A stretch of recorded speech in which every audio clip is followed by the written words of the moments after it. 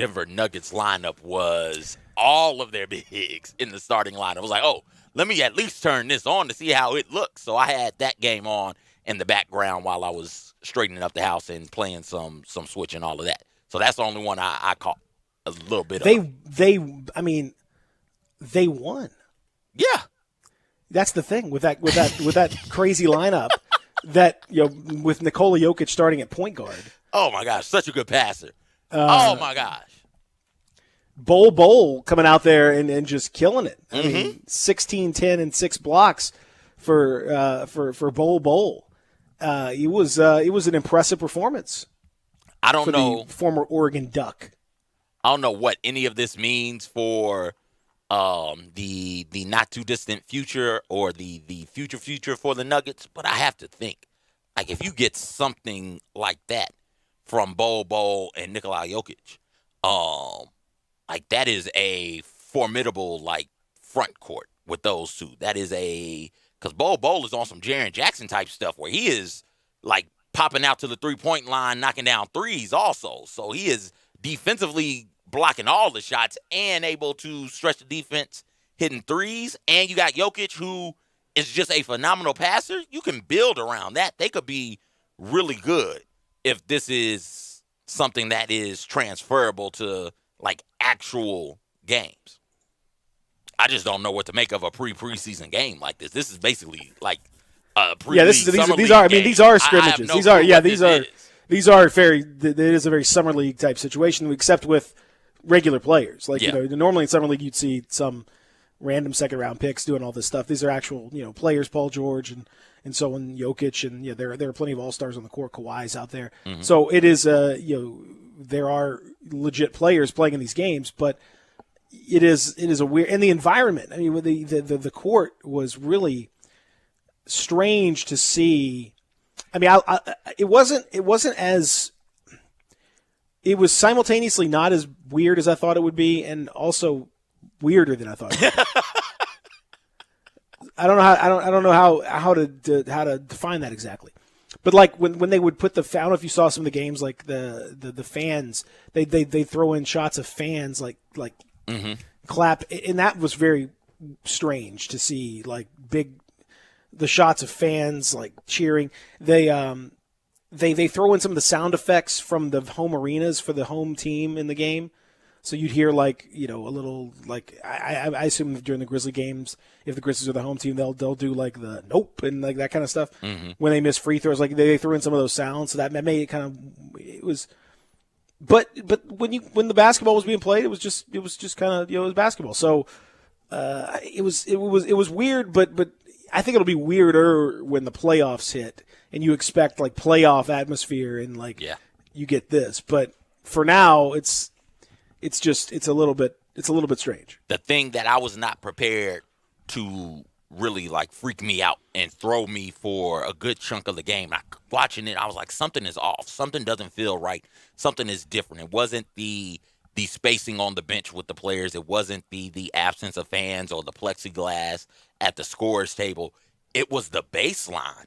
It was all that space on the baseline. I was like, wait a second. Mm-hmm. It took me 10, 15 game minutes to figure out what is going on. Why does this feel so weird to me? It's like, hey, the baseline's not supposed to be that way. What is going on here? Stick something there. It threw me off. I don't know why it bothered me so much, but it did. But it's like, you know what? This is how a baseline should look, so we don't get people like Ja Morant going into the rim, attacking the rim, and getting knocked down and then having a back injury because he lands awkwardly or lands on a camera person or something like that. It's like, this is what that would look like. I'm here for it. All right, figured it out. But that was, for me, by far the weirdest thing. I enjoyed hearing the arena noises. It made it feel like similar to what we would be feeling if we were watching it live or on TV. So I enjoyed that. The spacing on the bench was weird also, but that didn't bother me all that much. But it is interesting to see all the steps and measures the NBA is trying to go to make sure to mitigate as much of this risk as possible. I mean, that is that's where we are. I mean, right now you have to. It's all weird. Everything is weird. to even to get sports back. It's going to be weird. There are going to be fans like in attendance Saturday night for the 901 FC game against Charlotte, but not that many and spaced out, and it's going to be it's going to be weird having fans there. To be honest, like that is like, okay, well, are we sure we can do this? When fans aren't there, it's weird. Everything about it is weird. We just have to, I don't know that you're ever going to. It's ever going to be normal. It's ever going to feel right. Mm-hmm. I don't know that we're ever going to be like, oh, yep, you know what? It's weird to have fans. I don't know that we're going to get to that point. But for now, at least, the games themselves were about what I would have expected. Maybe you guys were a little ahead of the curve. But it made me realize, like, why are the Wizards there? If they're going to lose to that team, like that Nuggets team, where like they don't have a guard. They literally do not have a guard. Think about the zone. Bol is.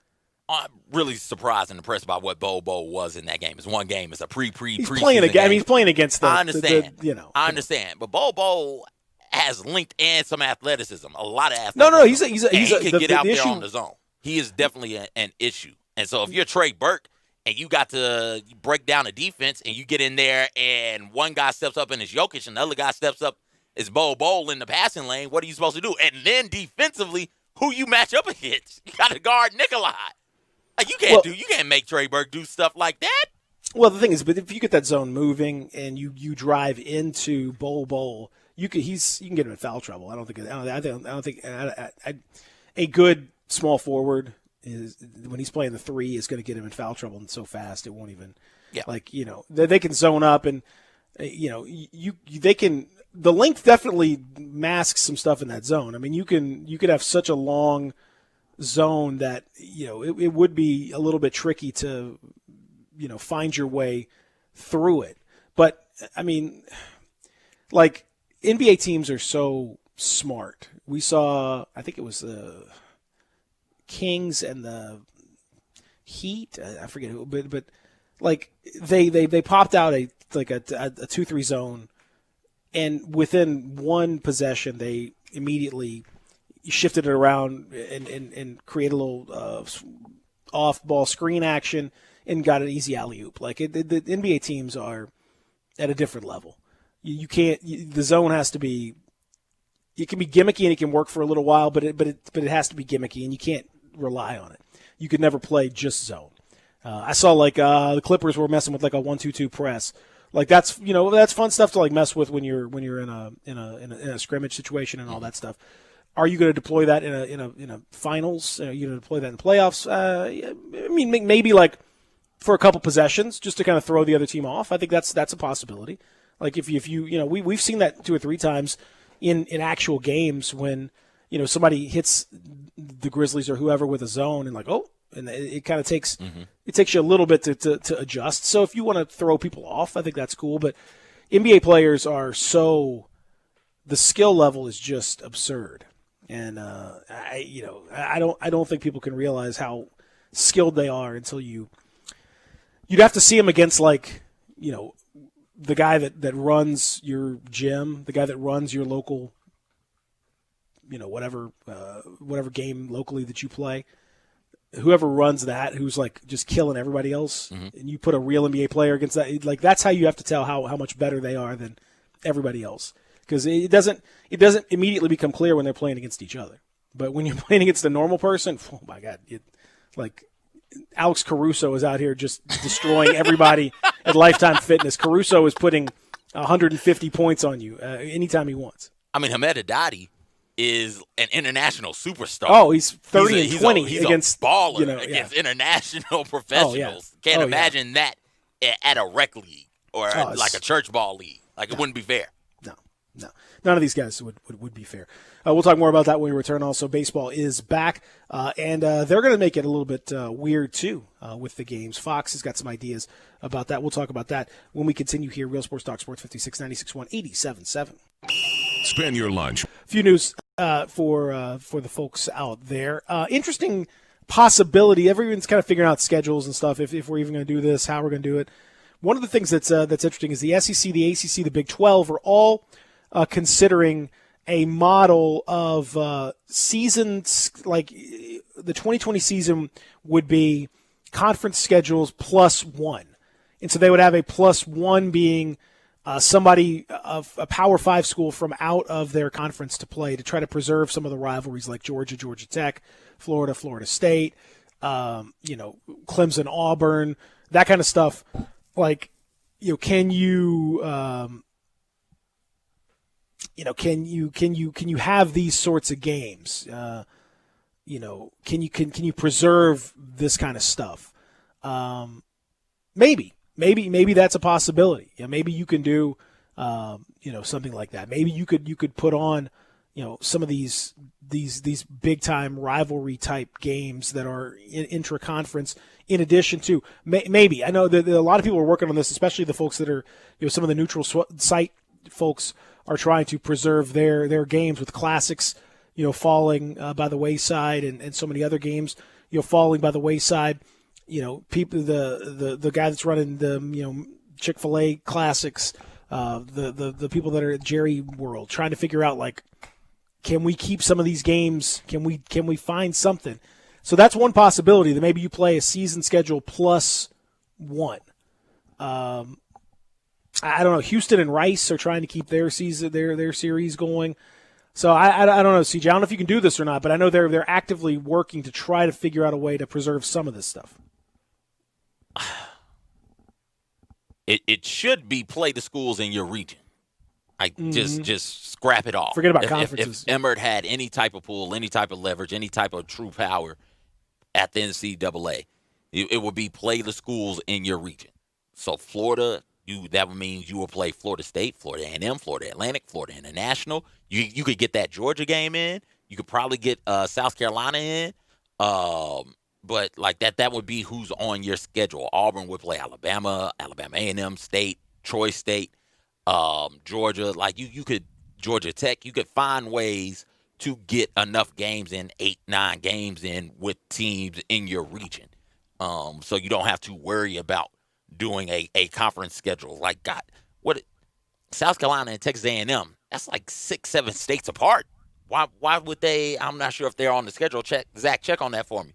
I don't think they're on the schedule this year, but it wouldn't make sense for them. They're conference members, but there are so many teams in that region, both regions, Texas and in the Carolinas, for those two schools to play that wouldn't require them to travel that great distance. So this is the way it should be. Just scrap conferences this year if you're going to have a football season and do teams in your region, truly teams in your region, not Rutgers playing Nebraska or Minnesota traveling to Maryland. None of that. Get rid of that. Just play the teams. I mean, Rutgers in your should region. play, period. Well, listen, hey, Michigan needs somebody to beat, man. I feel good on those Saturdays playing Rutgers. It doesn't make up for it, but those Saturdays playing Ohio State, I don't like those Saturdays. But Rutgers, I get up for Rutgers. I talk a lot of stuff on Rutgers football Saturday. Are you trying to get out of the Ohio State game? They're too far away of a drive? No, I think that those are within, unfortunately. I wish Ohio State was down in Florida somewhere. That would make my life so much easier. Dear sweet Lord. No, they're within like 6.5, 8 hours of one another, if I'm not mistaken. So Michigan would have to play Ohio State. It's tough for the American though, but the American is because it's so spread out. It makes that particular thing tough. I mean, like if you're UCF, there's only so much. There's only so many people that are within a drive of you. If you're Miami, if you're FAU, you really, you can't. There's no one around you to play other than FIU, FAU, Miami. That's about it. Like at UCF, USF. The Florida teams are all going to have to just sort of play each other in this little Florida Cup because, I don't know if you've ever driven down to Miami, but I have, and Florida's a real long state. Long, once you start driving down to Miami, it's long, man. You get into Florida. I remember driving into through Georgia, and I finally got into Florida. I'm like, all right, man, no. It was another 6-7 hours before I was. Way down there, man. It just keep on going south. You realize how far south you are. What was that? So South Carolina, they do play Texas A&M this season. It'll be in the Carolina. See that doesn't make sense. See, they were trying to make that a thing. They were trying to make that their cross, their cross division game. Mm-hmm. Because a lot of teams have a natural cross division rival, but they don't have a natural. Right. That's not great. I mean, it's like creating a trophy for Nebraska, Iowa. Like, no, Civil conflict, it baby. just doesn't. Oh, the civil conflict! How could we have forgotten about the civil conflict trophy? Gone too soon. Man, I want Conflict that, that literally I want that trophy. Nobody wanted it. Just left the trophy on. left it on the field. On the field. Oh, amazing. But no, that's what it should be. You should be playing the teams within, I'd say, like 6 to 8 hours driving distance. Will there be some exceptions? Sure, because Florida's super long.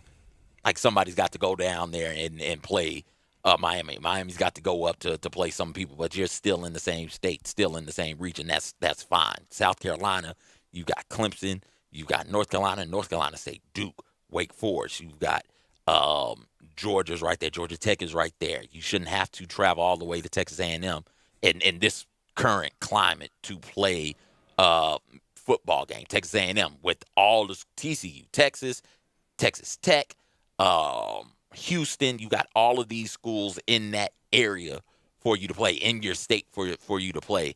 I think it just for this season and this season alone, it just makes much more sense for you to only play a regional schedule as opposed to a conference schedule. Yeah, looking at their schedule, like they play Texas A&M is going to South Carolina. Okay. And so the furthest west I guess team that they have to play or have to if they were have to travel, quote unquote, is LSU. And that's Texas A&M? No, LSU. They have to travel to LSU if they want to play against LSU. Who does? South Carolina. Yeah, no, that just doesn't make sense. In Louisiana, you have all those schools right there, and you throw in the Mississippi schools that I don't think are too terribly far apart. It's just for this one season. Also, you brought up the neutral site games. Are fans going to these games? Are we tailgating before these games? What are you trying to do with these neutral site games? Like, you just got to. Again, I don't know. I don't know. You can't do the neutral site games the same way, and this is why golf is in a more unique position and in a better position than the team sports.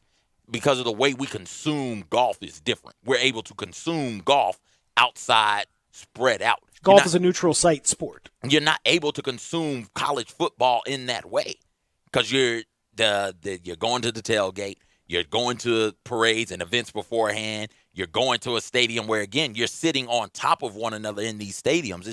It just doesn't make sense to me to even try and do that. Not yet. Not for a while. We got to get that. We got to get some stuff figured out before we can do all that.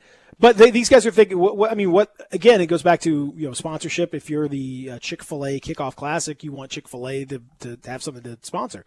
So, even if you have to throw it in there with no fans, you're putting it on a field that has Chick-fil-A on it, and there you go. I mean, that's the deal. Like these bowl games, are we going to have bowl games this year? It's going to be in the middle of the beginning of winter, theoretically the middle of flu season, which is probably going to make coronavirus situation worse.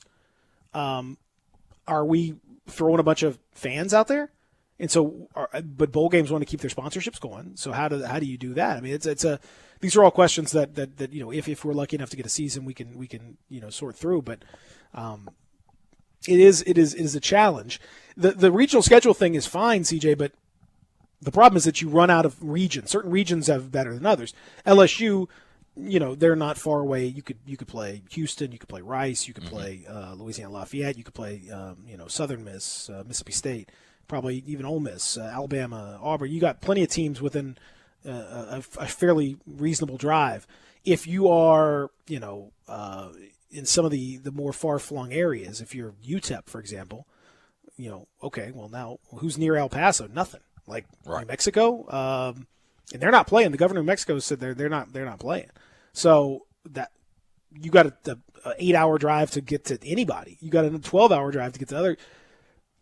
It doesn't work for them. Some of the Midwest folks, you run out of places pretty quick that you can play. In the South, they're more packed together. Alabama, Auburn, you can find plenty of teams within a 5-hour, 6-hour drive to play. No problem. Tennessee, no problem. You can find those teams. South Carolina, sure.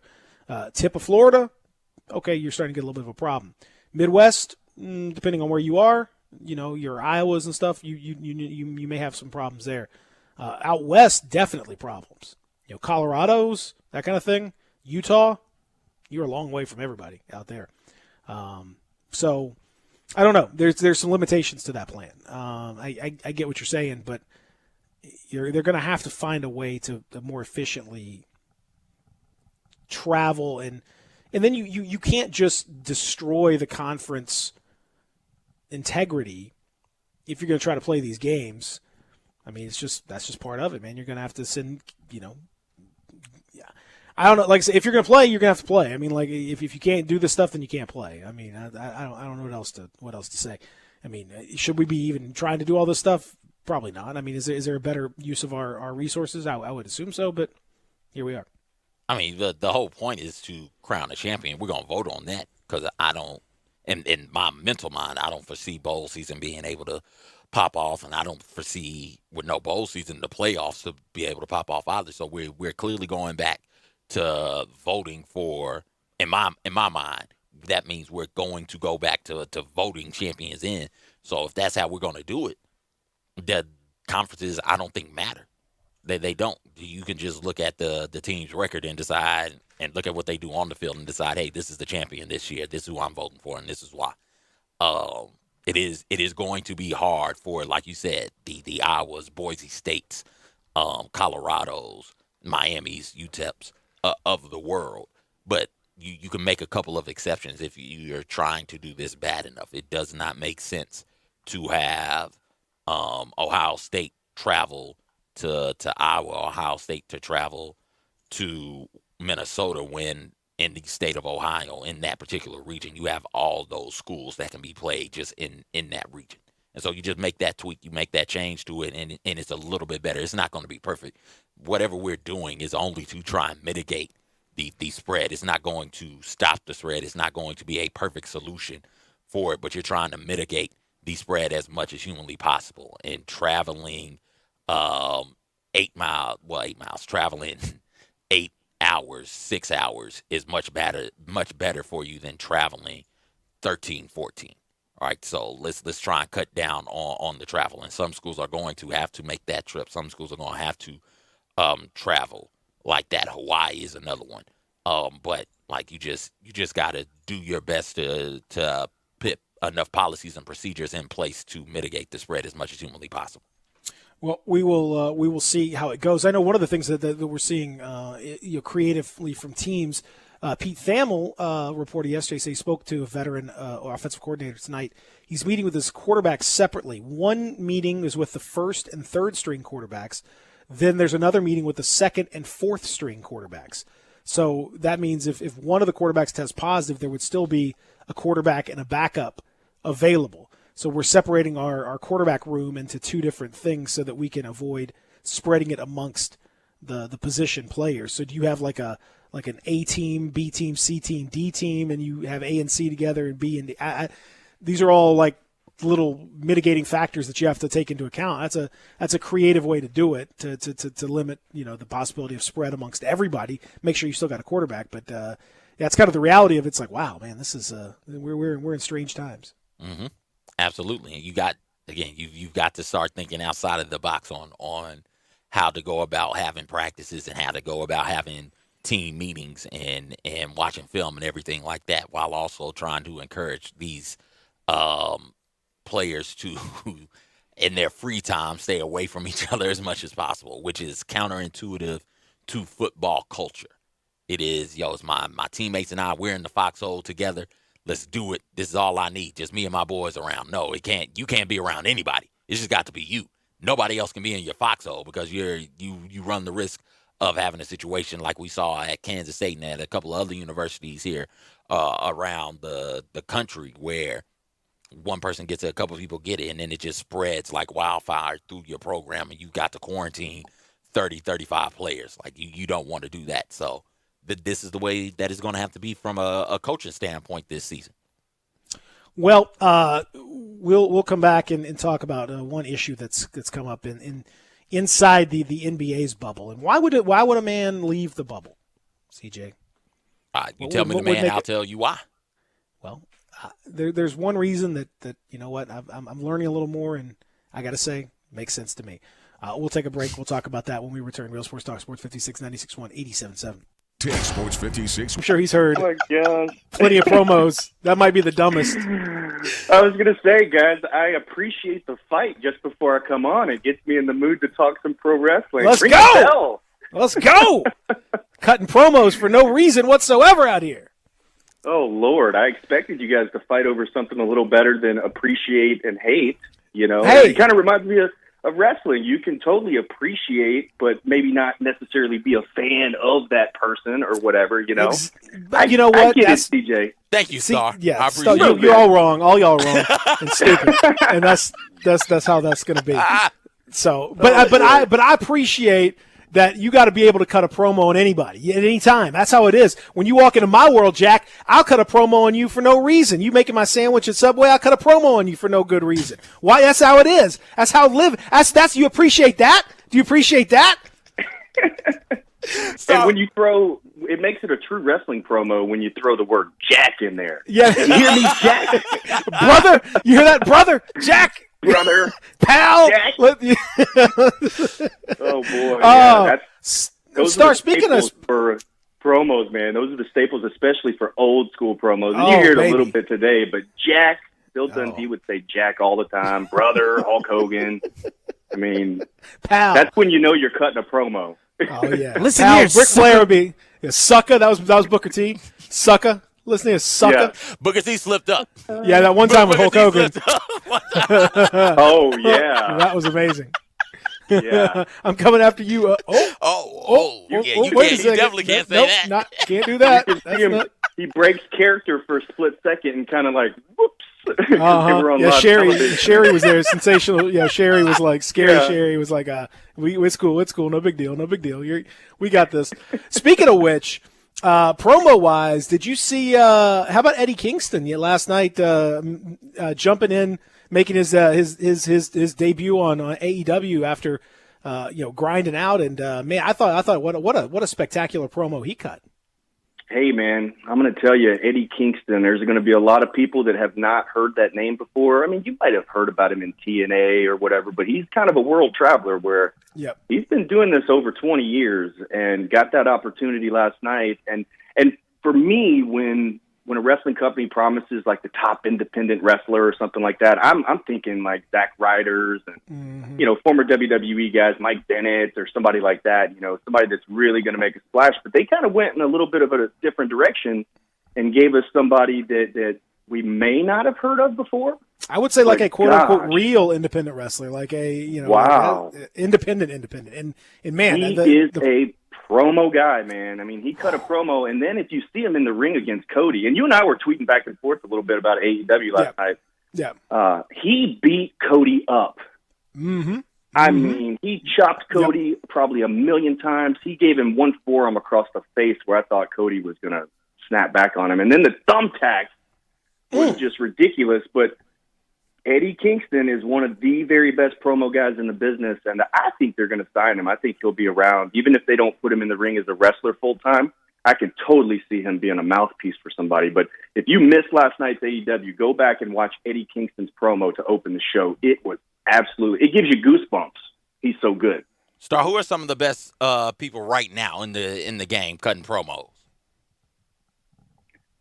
Oh, man, I think it all depends on who you're a fan of. But Chris Jericho is the first one that comes right to mind because everything he says turns into a T-shirt or it turns into a new action figure, or just by him saying a little bit of the bubbly, the dude has his own champagne line. Man, so like everything he says turns to some sort of money or revenue flow for AEW. So I would say Chris Jericho is probably the best in the world at this point, and he's really close to taking somebody's spot on the Mount Rushmore of pro wrestling if he hasn't already. He's that good. I mean, what a story his career has been, and how he.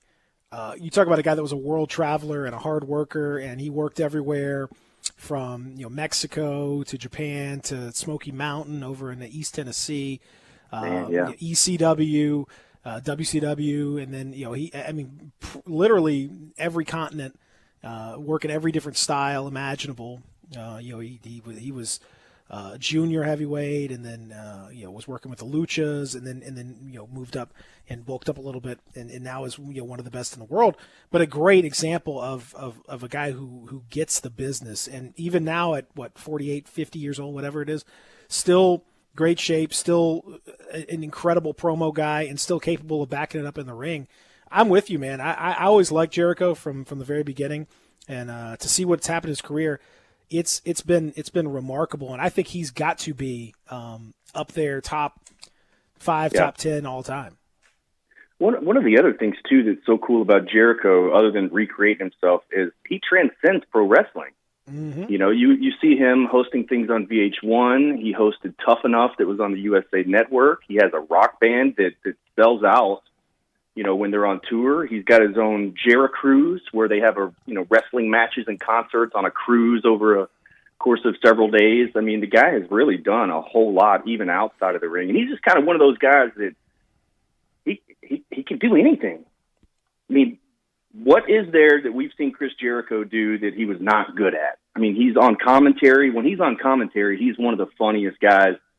Now, sometimes he's a little bit overboard if he gets 1,000 pounds of orange juice dumped on his head, but he's definitely one of the best. And I can't believe they took the title off of him as soon as they did. But he's one of those guys that I hate the term he's too good to have the title, but he is a true example of a guy that can be such a big star and be at the top of the heap without even having the championship belt.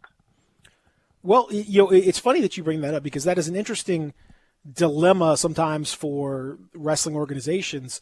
The title, especially back in the day when the title, had more clout, and I think AEW is trying to kind of add some of that to it. But it was like Andre the Giant. Like, Andre the Giant never had to be the champion because he was an attraction of his own right. You didn't really need him to have the title. And some guys are so big that they elevate the title, and rather than the title elevating them. Some guys, the title elevates them. Like when WWE put the title on like Bret Hart, or like when they put the Universal Championship on Chris Jericho when he was the first undisputed champion of all. They were trying to elevate him with the title. Yeah. But big enough, you are bigger almost than the title. Hulk Hogan got to the point where he didn't need the title. Why would you need to have the title on Hulk Hogan? He's bigger than that. It's a unique thing that the bookers have to kind of be careful with. CJ asked a question about the best promos, and this falls right in line with the World Heavyweight title that we're talking about. What about Hangman Page on AEW? Oh yeah. When they first got some good promo had Jericho, oh my gosh, and he's so natural. I mean, he just says stuff that a normal everyday person would say, and the people can relate with that. He's funny. He's good in the ring, but when he and Jericho wrestled for the AEW title for the first time ever, I thought, this is not even a match. Like, I wasn't that familiar with Hangman Page. But now we fast forward, 6 months, 7 months, and I think the guy could carry the whole entire company. I mean, he's drinking beer, he's cutting promos, and he's kicking some butt, and he's got that hashtag Cowboy S. Let's go do some Cowboy S. I love it, man. There's a lot of really good wrestlers out there today. And we saw Eddie Kingston, and just a couple of weeks back, Ricky Starks. Those are both NWA guys who came in, wrestled Cody. Not a whole lot of fanfare, even though if you're a diehard independent wrestling fan, I mean, you would know who these guys are. But I know Starks got signed off this match with Cody, and we saw him with a knockout blow last night to Darby Allin. But then you got Eddie Kingston, who I totally expect to see again on AEW. So they're reaching out. They're finding some guys that have made a splash in certain regions and putting them out there across the world now. How far away do you think AEW is from being a I don't, legitimate competitor is not the right word, but being able to compete toe to toe with WWE all the way around, not just with NXT, but being able as an organization to go head to head with the behemoth, because I know it's been a little bit of tough times for WWE ratings wise. The pay-per-view over the weekend, oh boy, it's just it's not been great. So does that give the idea that AEW is kind of charging with some momentum? Is WWE just completely stagnant? And is there a chance that AEW, given 3-5 years of continued growth, could be a legit competitor to the big boy? I don't think that AEW should focus on necessarily competing against WWE in the sense that they go in the direction based off what WWE does and all that kind of stuff, because there are obviously two totally different shows. Within the first hour last night, we saw thumbtacks, we saw, what else was it? A barbed wire baseball bat. We saw no disqualification matches, people being put through tables. And I think all that was like in the first hour. So they're two totally different programs of what WWE is trying to do. And I also think that WWE is a little strapped right now because there are a lot of superstars that they have, a lot of very well-known wrestlers that they don't have access to right now. And a lot of it's due to the pandemic. And I just don't think AEW should focus on competing with WWE. They should keep doing what they're doing, get better at what they're doing. And then when everything opens back up to the point where we can have an audience in the house, I think that's going to be a very telling sign right there, because I expect ticket sales to increase. I expect, AEW to really bring it. But then you got to remember, man, even if you're not a big fan right now, WWE is the place to be. I mean, it is the largest wrestling company in the entire world. It's like the Disney of pro wrestling.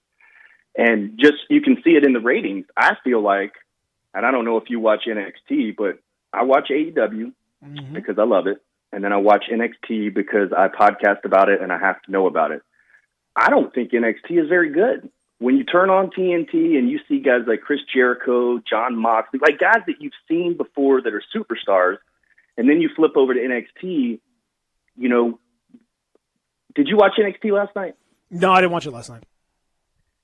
The last time you watched NXT, was there anyone on the program that you really, really were familiar with and was like, oh, I know that guy? No. No. No one's really like, I don't know. There's some okay guys, but it doesn't. You got Keith Lee, but I promise you, if we walked around Sports Authority or let's go to the coffee shop today and say, hey, have you guys ever heard of Keith Lee? I would venture. I mean, in Memphis, you think a whole different guy than we've definitely heard of Keith Lee, but not the dude, not the NXT Keith Lee. Right, exactly. Keith Lee, the NXT champion, he is the champion. I would bet money that not as many people would know who he is as a John Moxley, Dean Ambrose, or Jericho, or name anybody on the NXT side that can compete with the roster that AEW has. But NXT continues to win the ratings, even if it's by a small margin. But AEW has that 18 to 49 demographic that they're looking for. They're killing it in that demographic. So ultimately, I think AEW is winning that Wednesday Night War. But the whole comparison of the two shows to me are night and day. Well, I think it's the AAA versus the big leagues. It's a different level, different product. I don't know. It's just different to me.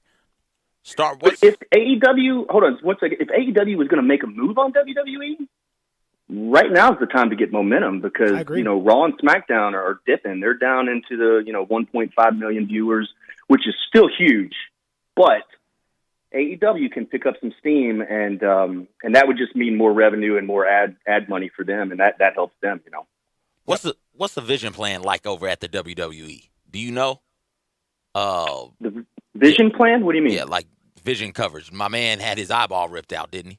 Oh. Like, are they going to cover that? Is that covered? Is that covered? Is that covered? Basically, is what I want to know. Is that covered in their vision plan? That's a funny thing. I have always heard that the WWE wrestlers don't have insurance, and I was signed there, and I had an insurance card. Now, I think it was a little bit different. I don't know the details of it. Fortunately for me, I never had to use it, but they do have some sort of protection that helps them out. And of course, WWE will pay those fees if they have to have surgery. But yeah, your boy Rey Mysterio, man, he had his eyeball extracted from his head on Sunday. And you know what, guys? I'm here to tell you, I loved it. I thought it was great. I know it's silly. silly, but when you tell me you're going to extract someone's eyeball out of their head and that's how you win the match, I'm like, all right, so how are they going to do this? I want to see this. I got to see this. And the match was really good. I know a lot of people weren't really into the eye versus eye thing or eye for an eye or whatever it's called, but I thought it was cool. I liked it. It was a great match. So is Rey Mysterio going to have to do another one of those matches? Because he's running out of eyeballs, man. I don't know, man. So the word on the inside, though, seriously, though, is that Mysterio is in contract negotiations, and they do feel like he is going to re-sign, and that's why they put him out, but said that he should make a full recovery. So that way, if he wants to come back or if he re-signs, he can come back. If not, then it looks like Seth Rollins, their top guy, has put out the legend Rey Mysterio. I mean, I don't know, man. I can't get behind the horror show. I can't. Well, you guys were fighting earlier. I think this would be a good time to maybe book a I need both my eyes. I need both. No, I'm not. See, man. I'm not ripping off. You don't need your eye for radio. I'm not ripping anyone's eye out completely. We can do a kidney match. I do like that. Seth Rollins shows up with like pliers and like Yes! it's we're all just like we're just getting real silly here. I think that's always fun. And he pops the eye out on the steps and like and I mean the guy with the glass eye. It's a who could have seen it coming. But anyway, so to speak. No pun intended, right? Yes, that's exactly right. So I don't know, like you can't really. But this is the kind of silliness that they've gone to. I think it's hurt them. I think it's hurt the WWE, honestly, like much more than it's hurt AEW to have the no fan situation and to have the limitations that they've had. I think it's really hurt them because to me it equalizes the product. Like WWE versus AEW, one of the things that always was a differentiator between brands was, could you fill up an arena? WWE goes to an arena and it's 18,000, 17,000, 15,000, whatever, and it's a bunch of people and it looks big, it feels big, it is big, it's big time. But when you take that away and you have them in a performance center, you have them in a smaller venue, and you have AEW in a similar kind of thing, they look the same, like in terms of product. And then it just comes down to what's happening in the ring and what's happening with the performers. And to me, right now, AEW's got the edge there. I think the pandemic has been a positive for AEW's perception relative to WWE. I think you're right. But when you look at it, we'll be able to see pretty soon, because I would think that Memphis is a hot market for pro wrestling. WWE always does really good at FedEx Forum. And then Landers Center had AEW Dynamite, and I believe they were probably half to three-quarters of the way full. The two arenas are totally different. I don't think, maybe after the pandemic, but I don't think at this point that AEW could fill up FedEx Forum quite like WWE can. No, they couldn't. But after this pandemic, I mean, they might have some steam, and there might be so much interest that people want to get out and support this stuff that, and there's no compete and all that kind of stuff. Mm-hmm. So you probably won't see AEW at FedEx Forum, but like Landers Center, like you could absolutely see sold out Landers Center. Absolutely, yeah. I think they could totally sell out Landers Center. I just think that's kind of evened the score. Like if you're just a random person watching and getting into the whole scene, and like you wouldn't immediately, like, I think 5 years ago, 3 years ago, 2 years ago, you would immediately know, okay, yeah, that one's the big time, and this one is like they're just kind of getting started. Now, the graphics, you got Jim Ross, you got Tony Schiavone. The production value is off the charts. I like their production team better. I like their broadcast better. I don't know, man. I think it's I like what they're doing. So I think it's helped them. It's also good that TNT is on board. Absolutely, they're committed long term. Oh my gosh! I mean, you talk about commercials and tweets and putting the wrestling over. It's not we have a wrestling program on our show. Well, that's cool. Right. No, man, they are behind them 1,000,000%, and that means a lot. And it reminds me of CW30 wanting wrestling on their station, and when they want it, they help. They help you, and they give you that additional promos for it. I've seen lots of push. I've seen them pushing for it. I've seen lots of Lots of you guys have gotten the push. Championship Wrestling's gotten the push, and that's cool, man. Now they're on two different scales. They're on two different scales, but it really means a lot to have the station behind you, and a big station like TNT to be pushing AEW. Already re-signed their extension and all that good stuff. So I think that's a big key, is to have the big boys behind you too. That helps them out. I think you're right about that. Speaking of which, what's coming up Championship Wrestling on this weekend? Man, this weekend we've got a United TV title match. So we were anticipating getting back to some live action here real soon, and we still are, but a lot of the wrestling is recorded in California. We all know what's going on in California right now, so it's kind of slowed down the process a little bit. I think they are going to record, though, without an audience. And then here in the Memphis area, we are looking at several events that would be very, very, very, very limited and have safety precautions, probably even more than what you see out there right now, just so we can have some stuff going on out there. We were at Dave & Buster's on Sunday watching Extreme Rules, and it was nothing like what you would think. I mean, Dave & Buster's did such a great job at spacing everybody out, limiting the number of people that were at tables, and then everybody wore masks and stuff. And so it's just kind of one of those things at this point where if you do get out, just expect to have to, do that stuff. And if you don't want to, then stay at home until we're ready for everybody to come out. But we got some big things that we're working on, and not all of it is actual wrestling events, but it has like wrestling theme type of stuff. And I hope to be able to announce those soon. And of course, we'll announce them on Saturday's Championship Wrestling presented by Pro Shingle. I look forward to it. As always, good stuff. Good show coming up. Appreciate it, Star. You be good, be safe. We'll chat again soon. Thank you, guys. My first big match that I'm going to ink is going to be Peter versus CJ the Hurt, 1-on-1. No, he doesn't want any piece of that. Nah, I don't. Ring the bell. Let's do it. I'm a yellow. Dino Beast. I'll yell. Which side would Zach be on? Zach has to choose a side. Do I have to? Well, no, Zach is with Peter. Zach can't roll with me no more. Zach's my guy. Zach's with Peter. Zach is like my Harvey Whippleman. Like Zach is. Oh my gosh, I love it. Yeah, Zach's got Harvey Whippleman vibe. I'm gonna have him dress up in a cheap suit and coming out and jumping around like that. Yeah, it's gonna be exciting. If I win, Zach has to take that girl on a date. Ooh, okay. Well, I may throw the phone. Exactly. There we go. That's right. Here we go. That's all right, Star. Give Maria our best. And give our best to little Brutus the Starber in there. Little Brutus, Brother Bruda. Have a good one, Star. All right, thanks, guys. You too. Everybody, he's Dustin Starr. We'll come back. Lots more to get to. Real Sports Talk, Sports 56, 96.1, 87.7. Sports Talk. Follow him on Twitter at DrewHill_DM. He joins us now on middays. Drew, how are you? I am good. I've got a lot going on right now, so I have a little bit of anxiety, Greg, if I'm being honest, but overall, still good. Well, I assume you can say why, right? I didn't want to bring it up until it's okay with you. What's going to be happening? Yeah, I talked about it today earlier, and I hinted at it yesterday. I'm trying to go down to this bubble, not in the bubble, inside, but outside, still in the games, watching the games in Orlando. And when I say there are 100 hoops to jump through that I've been working on for the last 3 days, I mean, it couldn't be any more true. And right before I got on the phone with you, I got another email about 15 other things that I have to do. So it's a little stressful, but hopefully, fingers crossed, next week I'll be down in Orlando ready to watch some Grizzlies basketball. What do you like?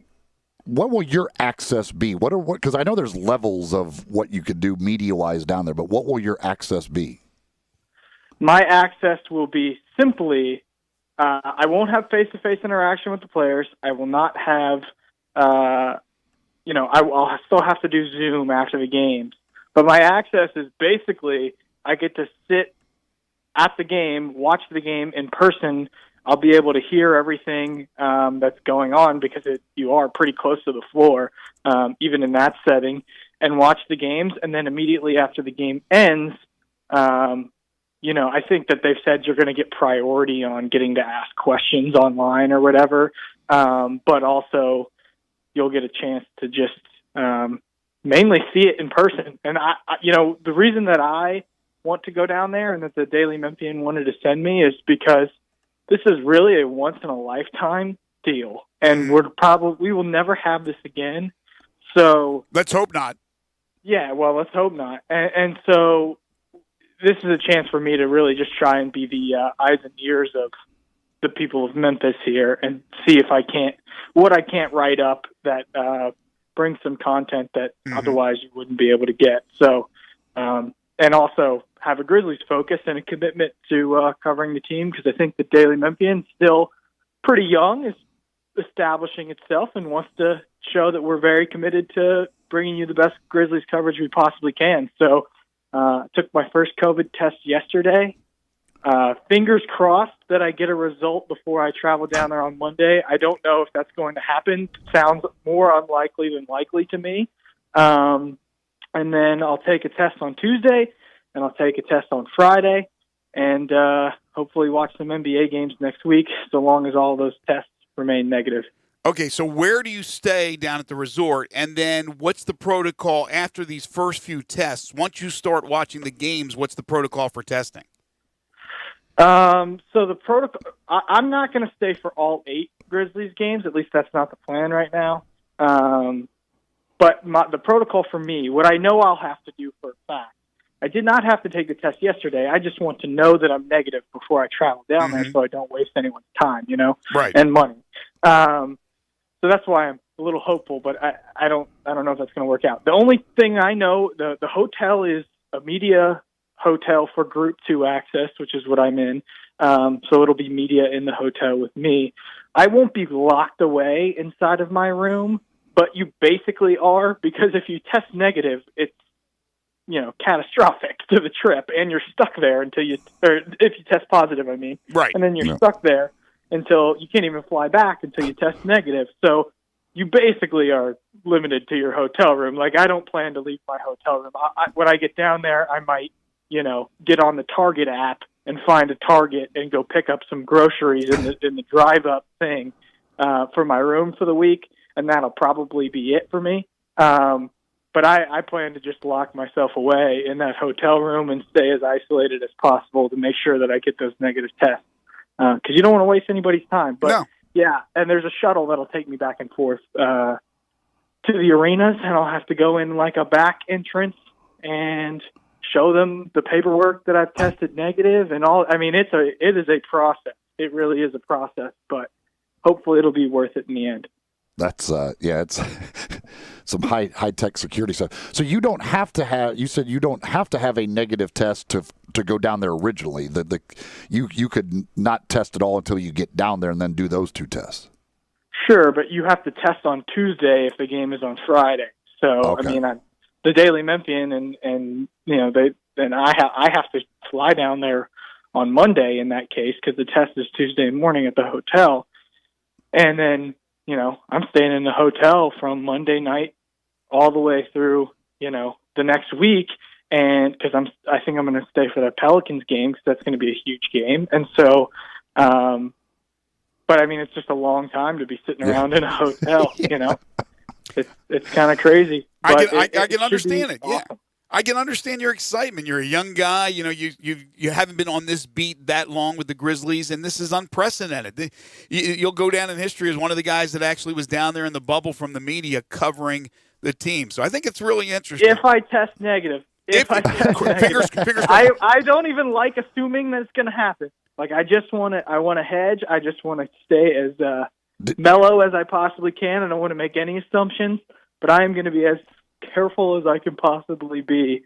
I'm in the middle of a 7-day quarantine right now. They mandate that I quarantine for 7 days before I even leave. So, oh wow! Did you do the swab to the brain test? Yes. How bad was it?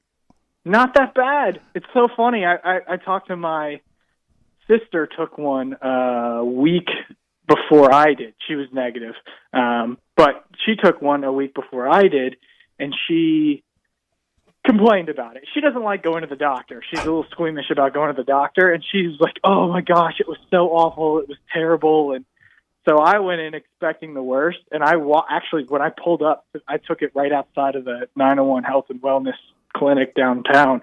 And when I pulled up, the guy had the Q-tip shoved all the way up his nose to his brain. And the nurse was like, "I'm sorry you had to see that." And I was like, it's fine. And then I asked her if I could record it on my phone. And so I did. I recorded myself getting the test done. And it wasn't that bad. It burned for like 2 or 3 seconds, and then it was over. So I didn't think it was that bad at all. The people that I have talked to that have had that have all said that it looks way worse than it actually feels. Like it isn't that bad when they do it. It just, you know what they're doing because you've seen like the pictures or other things, and it just so you have in your mind that it's going to be so terrible, but it really doesn't feel that bad. No, and they have to do both nostrils, so they do the first one, and it's uncomfortable. It doesn't hurt. I would say it burns a little bit for like 2 or 3 seconds, but it doesn't hurt. So they do the first one, but then by the time that they do the second one, they're doing the same exact thing on the second one, but it doesn't hurt as much or burn or feel as uncomfortable because I guess your body just naturally like puts liquid or fluid to that area, and so it's not dry when they stick the Q-tip all the way up to your brain. And so that one, for whatever reason, you don't feel it as much. So it's only like a 2 or 3 seconds of uncomfortable. I mean, I'd rather have that done than get a shot like all day, every day of the week. I don't think it's that bad at all.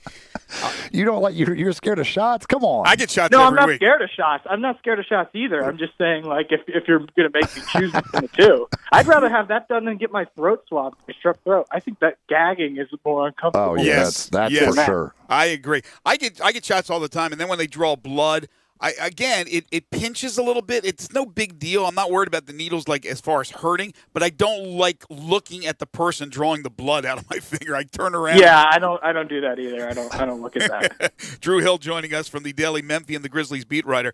All right, so obviously there's a lot of excitement, and the Grizzlies, this young team getting ready to try to buck the odds. Everybody seems to be pro Pelicans, and understandably so with Zion, hoping that he'll get in, and they'll play the Lakers in the first round. The Grizzlies won't make the playoffs, so on and so forth. So that's if Zion plays. That's if he plays. But swimmingly, everything was going on so swimmingly, happening fantastic. Everything Taylor Jenkins said in the Zoom meetings and the players, and then lo and behold, boom, Justice Winslow gets hurt.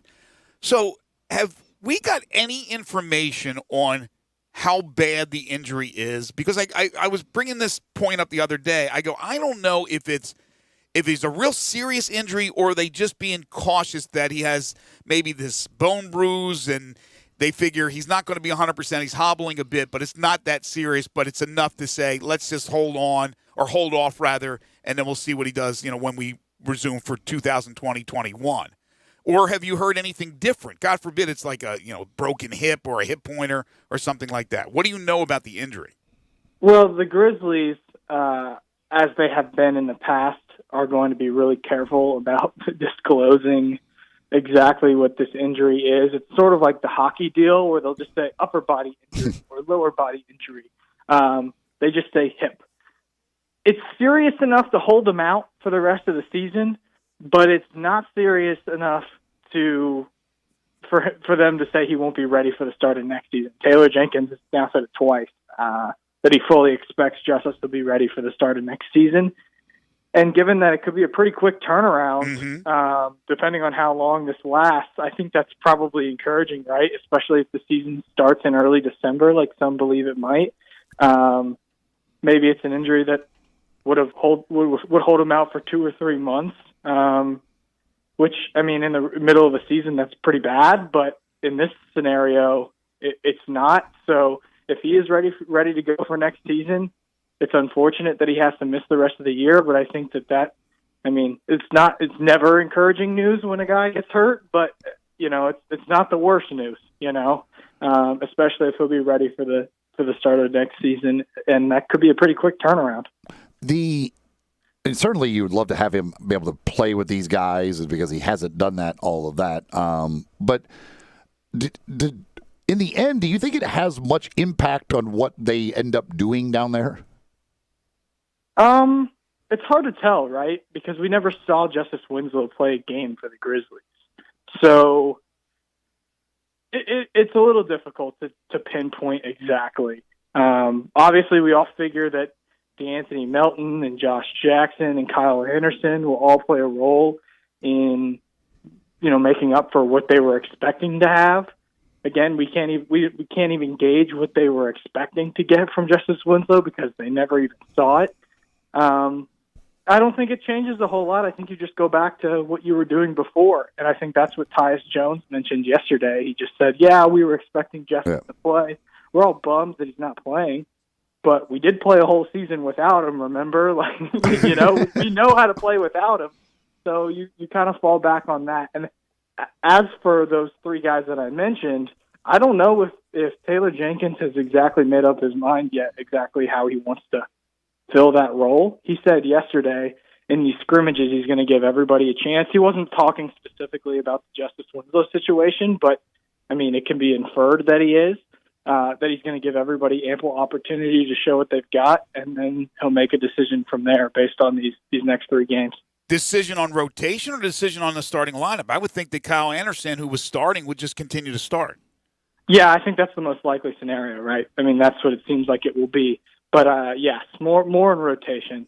I think Kyle Anderson will be your starting small forward when they tip it off against Portland. Drew, I'm sure you've done this because everybody has, kind of looked into the crystal ball and have come up with a record you think that the Grizzlies need to have in the 8 games to secure the 8th spot, even if it's the play-in deal. What's that number? I see 3 and 5. I see 3 and 5 because you go 3 and 5, you're basically putting pressure on New Orleans to go 7 and 1. As good as they have been, and they looked pretty good in their scrimmage yesterday, even without Zion. As good, and they were playing against a terrible team. Even when you look at what they're going to do, if you put the pressure on them to go 7 and 1 or 6 and 2, I think 3 and 5 is probably good enough to get you in the play-in, and probably good enough to keep that 8th spot in the play-in. So 3 and 5 is what I'm looking at. And it's funny, like if you were to say that to the Grizzlies, I'm sure that they would scoff. Like they would be disgusted with saying 3 and 5. And I think Memphis fans would probably be disgusted with 3 and 5 too. They would say, "Oh, this team is better than that." But I'm just trying to keep it real here and be realistic. Not that I think that they can't finish better than 3 and 5. I just think 3 and 5 is probably what they It's probably that number that they need to hit. And it's funny, like, if you were to say 3 and 5, they'd go straight back to the underdog. Well, we're the underdogs, and everybody counts us out. And here's the truth. The Grizzlies were underdogs when the season started. They are not underdogs right now. If you look at what Vegas thinks the Grizzlies are going to be the number 8 seed in the playoffs. If you look at what they have in front of them, especially given the current circumstances, even without Justice Winslow, the Grizzlies are still the favorites to be the number 8 seed. So while they may not be the underdogs, and they're going to say that they're the underdogs through and through, all the way, because they always have that chip on their shoulder, and that's fine. They've earned that. They can use that as much as they want, and I'm sure Grizzlies fans want them to feel like they're the underdogs. But that's not the case. Now, what they are is the team that they're the bad guys. Everybody wants to see that Zion-LeBron matchup, and if they want to play off the bad guys, if they want to claim that they're the bad guys, and I tried asking Jaron about this a couple of minutes ago, and he said we're not interested in that. We don't care about that, which is sort of what you would expect. But if they want to play the bad guy role and just accept that they're the bad guys, I think that would work too, and it would fit right into their mindset of everybody is against us, and nobody wants us to win. Yeah, I mean, for them not to at least go into the play-in as the 8th seed, it would be like that. If you don't get that, then that would be a disaster down there. Yeah, that would be a bad set of games if you can't hold on to that number 8 spot. I think that they're going to be in a play-in, and I think that they're going to be the number 8 spot. You made me predict right now. I think that's not crazy. That's probably the most likely scenario mathematically too. But if you're not the number 8 and you have to win 2 in a row, that's a tough spot to be in. It's probably disappointing on the Grizzlies' end. It's interesting. You talked about they're not the underdogs because they're the favorite to maintain that 8th spot right now, gain that 8th spot. But if they do, and they're able to either do that without a play-in or win the play-in, then they go right back to being the underdog because they'd be the 8th seed going up against the 1. So they would have that underdog role, which they like to play off, and the fans certainly like to play off it. Oh, sure. If they lose, even if they were to lose 2 of their first 3, they go back to being the underdogs, I'm sure. Right. and they like being in that spot.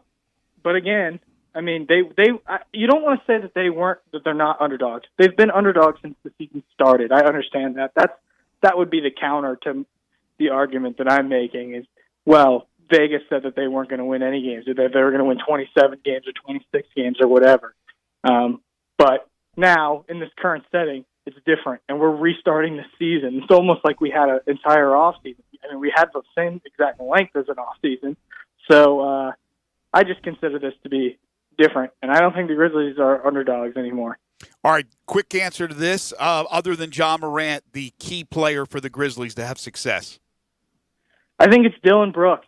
And the reason I say Dillon Brooks is because without Justice Winslow, who they thought was going to give them some shooting, if you're going to have to play guys like Josh Jackson and Kyle Anderson more minutes, I think Dillon Brooks and Jaren Jackson's shooting become even more important if you want to stretch the floor and do the things that you thought you were going to be able to do with Justice. So I would go Dillon Brooks. All right. Finally, I'm going to ask you a Tigers question. Obviously, you covered the Tigers basketball for a long time. Arterio Morris they get a verbal commitment from this kid. 2022, 5-star point guard. Some say combo guard. Even though you're on the Grizzlies beat now, I'm sure you keep an eye on everything that's going on recruiting wise. How good can this kid possibly be? Yeah, I called people immediately after they picked up that commitment, and Memphis seems to think that this kid is a star, even though he's a 5-star recruit. I said, how can a 5-star kid be underrated? That doesn't make any sense to me at all. And they said, well, because we think he's a pro and he can be a one-and-done player. I was like, okay, which was a pretty bold statement, I thought, but they really do feel that strongly about this kid. And it's always good to get in on a 5-star player early, because when you get in on a kid like that, then you can turn around and use him to be able to recruit other top talent because they all want to play together. So to land him this early is a huge, huge piece for Memphis. And it's crazy. The sky isn't falling. The sky was falling like 3 months ago when the season ended. Now they pick up, and then Mike Miller leaves, and now they pick up 2 5-stars within a couple of weeks. And all of a sudden, Memphis basketball's got its mojo back. Well, let's see what the NCAA has to say about that. Well, it could go the other way where the sky's falling again. He is Drew Hill, Grizzlies beat writer for the Daily Memphian. You can follow him on Twitter at DrewHill_DM. Listen, good luck with all the tests. Good luck with getting down there to Florida. It should be quite the experience if it happens for you. Thank you, Drew. Really appreciate it. Yep, thanks. Greg Gaston, you hear me? Take care, man. That is Drew Hill from the Daily Memphian. Window Genie is the second-hour sponsor of Sports 56 Middays, a trusted name in window cleaning, but they do much more. Locally owned and operated by lifelong Memphis area resident Kate Robertson. Window Genie can take care of your home or business. Look, they clean the interior and exterior windows, and they do it with a streak-free guarantee. But they also can clean your gutters. They do pressure washing and house washing. They did pressure washing on my patio. It's spectacular, and they are experts at what they do. Pressure washing can really make your home shine. Look, they can clean and seal concrete, brick, natural stone. They also do window tinting. So the window tinting that you see sometimes with maybe your neighbor's homes, they can take care of that for you. They are insured and bonded. They are a member of the Better Business Bureau. Uniform, professional workers, and wrapped vehicles, they are COVID-19 conscious. When they come to your home, masks at the door, shoe covers if they enter your home. Listen, call them today if you want those windows cleaned, if you want that pressure washing done. They will give you a free estimate. So call them 7 days a week. Call Kate Robertson at 901-424-4100. 901-424-4100. When you call Kate, ask for the Sports 56 discount. You're getting 15% off any pressure washing, 15% off any window cleaning. Let the power of the Genie work for you. Again, call Kate today at 901-424-4100 or go online to windowgenie.com. When we come back at 2.5 questions and then our NFL 3-for-all, this is Middays on Real Sports Talk, Sports 56, 96.1 and 87.7. Start your day with Sports 56 Mornings with Peter Edmiston and CJ Hurts. Right here on Sports 56, 96.1 and 87.7 FM. Hello? Hello, Mr. Mrs. Kuntz. It's the back left tire of your RV calling. Wanted to give you a heads up that I'm going to blow out on the highway later today. Wait, what? Says here I'm going to burst in the middle of rush hour. Well, can we reschedule? Sorry, our policy states that once we're scheduled to burst, we have to. We really pride ourselves on our commitment to blowouts. RV owners can't schedule when things go wrong on the road. That's why there's Progressive, a leader in RV insurance. You want a text confirmation when I burst? Think I'll notice. Progressive Casualty Insurance Company and Affiliates. I want to do some bragging rights. Hey, I was just the other day overhearing a conversation with Big Mike, the manager of DeSoto Auto Sales. They've got people buying cars all over the country. North Carolina, South Carolina, Georgia, Alabama, Arkansas, Texas. People from all over the country buy cars at DeSoto Auto Sales in Olive Branch, Mississippi. Why? DeSoto Auto Sales has the most stringent car inspection in America. They get it right the first time. Quality and low mileage. Factory warranty on most vehicles. My favorite part is the people who work there. Big Mike, all the employees are professional, friendly, and go that extra mile. Expect as you walk in the door, you're treated like family. DeSoto Auto Sales understands your time matters. We can help you find your dream car and get all the paperwork finished in less than an hour. Come see us at DeSoto Auto Sales and be part of our family. Have a great buying experience every time. 662-890-7184. I'm here with the great Pat Donahue from the Rendezvous Restaurant Shipping Department. Thanks, Brett. We've been shipping our ribs all over the country now for decades from our USDA-inspected shipping kitchen in the Pinch District. We hand-cook our ribs in pits that Mr. Charlie built over charcoal, just like they do at the restaurant. So what comes in a rib box? We could do pork shoulder, we could do ribs, our sauce, seasoning, baked beans, coleslaw. We'll even throw in Pancho's cheese dip with our nacho boxes. We also put a bag of Rendezvous seasoned popcorn, heating instructions, some chef hats, some wet naps, and some other helpful tips from our kitchen. We ship our ribs overnight, exclusively FedEx. And we put them in nice packaging. We don't ever want to use styrofoam, so we use corrugated cardboard, actually 2 boxes that fit nice together. So the ribs get to you, your loved ones, or your clients in a safe, wholesome manner. Rendezvous ribs are perfect for out-of-town clients, customers, loved ones. We also ship ribs for any occasion. Where do we order these great ribs? You can go to www.hogsfly.com or give us a call at 1-888-464-7359. Charlie Burgos' Rendezvous Restaurant in the alley since 1948. I've always wanted to learn another language, but every time I try, it never sticks. So I decided to give Babbel a try, and I really like the teaching method of the app. I started with the beginner lesson on Babbel, and it starts with simple words and phrases, and soon you're putting those words into a conversation. Each lesson takes about 10 to 15 minutes, and they're all really different, which keeps things interesting. The app is really smart. It actually keeps track of the words I'm struggling with so I can practice them and get better. I chose Babbel because it was created by real language teachers. They built it around real life, how people actually communicate, and what they care about.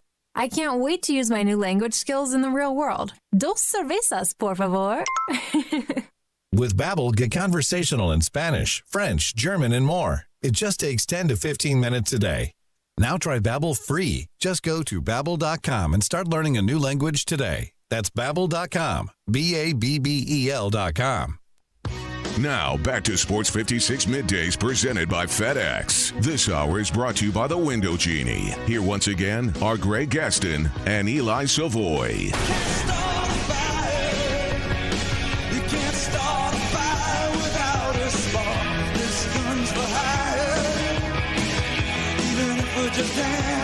Well, welcome back, everybody. 11:29 is the time.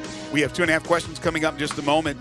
Then a little bit later on in the hour, we'll have our NFL 3-for-all. Today we're taking a look at the Rams and the Cardinals. Mike Bibby expected to join us at 12:25, 14-year NBA veteran. The number 2 overall pick in the 98 draft, drafted by the Vancouver Grizzlies. And, of course, at 12:05, as mentioned, it'll be our 5 favorite songs today. The topic is a type of fruit. You need a type of fruit in the title of your song. You can text in your lists via the First Bank text line at 67129. Or if you are watching us live, you can message us with those lists at Sports56 WHBQ on Twitter, Facebook, YouTube, Periscope, and Instagram. Tomorrow, of course, is the deadline to enter for the WGC FedEx St. Jude Invitational. Haven't heard anything new as far as players entered, and, of course, everybody's waiting with bated breath for Tiger Woods, but you may be holding your breath a long time. Mike Tyson's coming back. Yeah? What's going on with Mike Tyson? He's fighting. In a charity thing or a real fight? It's an exhibition match. Okay. 8-round exhibition against Roy Jones Jr. Really? I don't see if Mike Tyson actually fought somebody, I'd be really excited about it because he's in terrific shape, and even though he's in his 50s. But an exhibition match, I don't care. For goodness sakes. Well, in boxing, they're boxing. Well, are they really boxing? Remember, now these guys, only one was a boxer. Remember when the former mayor of Memphis, Mayor Harrington, had an exhibition boxing match with Joe Frazier? Remember that one? But that's not two fighters. I mean, this is two fighters fighting each other. Like, what's the difference if it's an exhibition? Are they not going to punch? They're just going to stand there and look at each other? Well, they're going to punch, but are they going to be? If it's an exhibition, are they actually fighting to raise money for a charity? Are they? There's no money that they're making, right? It's an exhibition, so I don't know. Well, I guarantee you they're making money. Well, if that's the case, then what? Why would they fight if they weren't making money? Why is it deemed exhibition? I guess it just doesn't count on your record, which they're again both retired. What's the big difference? If you say that's why I'm asking you why you won't watch it. It's an exhibition because they're not professional fighters anymore. They're not part of the WBC, WBO, whatever the hell they have nowadays. Well, you can come out of retirement. Yeah, but they have to get reinstated and jump through a bunch of hoops, and I don't think they're going to fight much more after that. Well, doesn't the state, wherever they're fighting this exhibition, have to sanction these guys anyway? If they're going to be throwing punches? I don't know. I don't know all the rules. So if it's if they're actually going to have a fight, then I'm excited. What do you think they're not going to? I want to watch. I'll say that. Kind of throwing. Do you think they're going to go out there and dance? No, like kind of slow dance or what? No, kind of jab a little bit, throw a few punches, not really get into anything serious where they're trying to knock each other out. We're talking about Mike Tyson right now. Hey, Roy Jones Jr. was no slouch either, but give me Mike Tyson all day, every day. Who did Roy Jones Jr. fight here in Memphis? That was a big fight. Didn't he have a one at? I think it might have been FedEx Forum at that point. Yes, I think there may have been one with Roy Jones Jr. I can't remember off the top of my head. I think I was there, but I don't remember who it was that he fought. I mean, there was a lot of we got a pretty good history of fights, and some big name. Obviously, Lewis and Tyson being the biggest, but we've had a number of fights, even at FedEx Forum. Of course, the Lewis Tyson fight was at the Glenn Johnson. That's right. I was there. That's right. I do remember that. Yeah, I think boxing promoter Brian Young put that fight on. Yes. He put on a lot of fights. Of course, he was helped promote the Lewis and Tyson fight, a story I was able to break at Channel 24. All right, so the Washington Redskins have a name. According to Sports Illustrated and according to Adam Schefter first reported it, but I'm looking at Sports Illustrated right now. They have retweeted Adam Schefter's tweet. The Washington Redskins have changed their name to the Washington Football Team. The Washington Football Team. They're using, I guess, the same colors. And let's see. It will be seeking the feedback of players, alumni, fans, sponsors, and the community for the new team. Wait a minute. This is a temporary name. Oh, okay. Who cares? You didn't think that was permanent, did you? I don't know. Washington Football Team? With Daniel Snyder, the way he could bust some chops. No, I mean, they got the big logo out here, and I thought, who cares if it's temporary? I don't care about a temporary name. Hey, they had a uniform reveal too. That was pretty hilarious. Did they really? Too. Yeah. So they had a uniform reveal for a temporary name. Yeah. That makes no sense. They replaced the Redskins logo with just a number. It'll be the player's number. So it'll be called the Washington Football Team, and they even have 1932, when it was actually established, EST period, 1932. I thought, gosh, this is a goofy nickname, but who knows? It's Daniel Snyder. Why not? So you honestly thought that was going to be the permanent name? The way I'm looking at it right now on Twitter, I thought, oh, my gosh, I can't believe it's this name. But, yes, I thought it was real. I thought it was absolutely real that they would use this as the permanent nickname. I go, how bad is that? But this is Snyder throwing a little curveball here. We're not going to have any nickname then. Washington Football Team, which is more like what you would have for a soccer team. All right, so they're just using that temporarily. Again, making a big deal of that is so dumb. Time now for 2.5 questions. Who, what, where, when, how, and why? Questions start with these.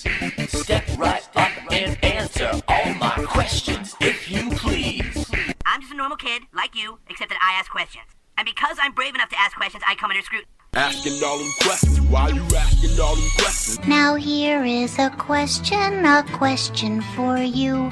What does the fox say? By the way, did you the new Seattle hockey team? Did you see their name? No. The Seattle Kraken. That's a fantastic name compared to the Washington football team. What's their hashtag going to be? It used to be HTTR. Now it's going to be what? Hashtag Go Team. I like the Kraken. That's It'll good. be HTTFT, right? Yes. Hail to the football team. Hail to the football team. The Seattle Kraken. That's what the NHL needed, was another team. I didn't have enough NHL I had no teams. idea they were expanding until I just saw that the Seattle Kraken unveiled their stuff today, and I'm like, is that it? Are they adding one? Are they adding multiple? How many teams are in the NHL right now? 70. It's like Oprah handing out cars. Did they need one more to make it even when after they added Las Vegas? It may be the case. It may be the case. I'm telling you, I used to follow this stuff so closely with the NHL, and since I've been here, it's just dissipated year and year. Each year it goes by, it's just less and less and less. I mean, when I grew up, the Flyers were my second favorite team behind – my third favorite team behind the Phillies and the Colts. And I couldn't care less about the NBA growing up. I really cared about hockey where I came from with the Flyers. And now, again, I still enjoy hockey every once in a while when I watch it, but they should have went there's Seattle. A trillion teams. I think they should have went the Seattle Uncle Crackers rather than the Seattle Kraken. Yeah, I don't know. In this PC world, you can get away with crackers, but maybe. All right, so here's my first question. Rank these three former Tigers offensive studs. Dave Kuhn, number one. Great choice. Antonio Gibson, who just signed his first NFL contract with the Redskins or the NFL, the football team yesterday. Antonio Gibson, Tony Pollard, and Darrell Henderson. Rank these three on who will have the most yards from scrimmage this season. Ooh, yards from scrimmage. Yes. Man, the Rams, I just don't know what they're going to do without Gurley, how that's going to work. And how quickly will Gibson be thrown into the fire, not having all these OTAs and things of that nature with the Redskins? I'm going to say, I'm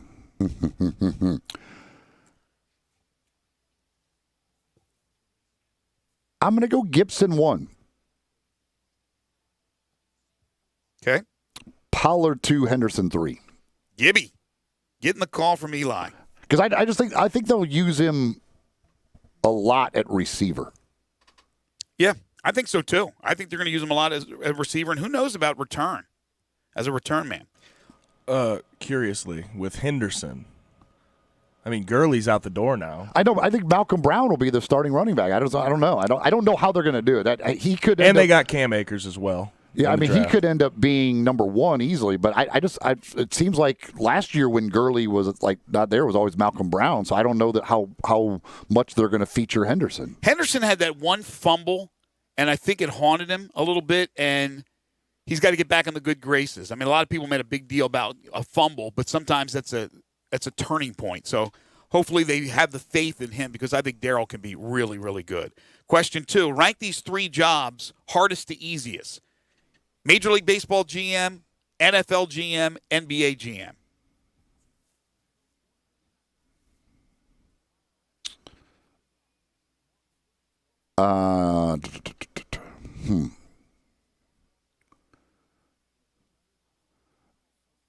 You said hardest to easiest? Hardest to easiest.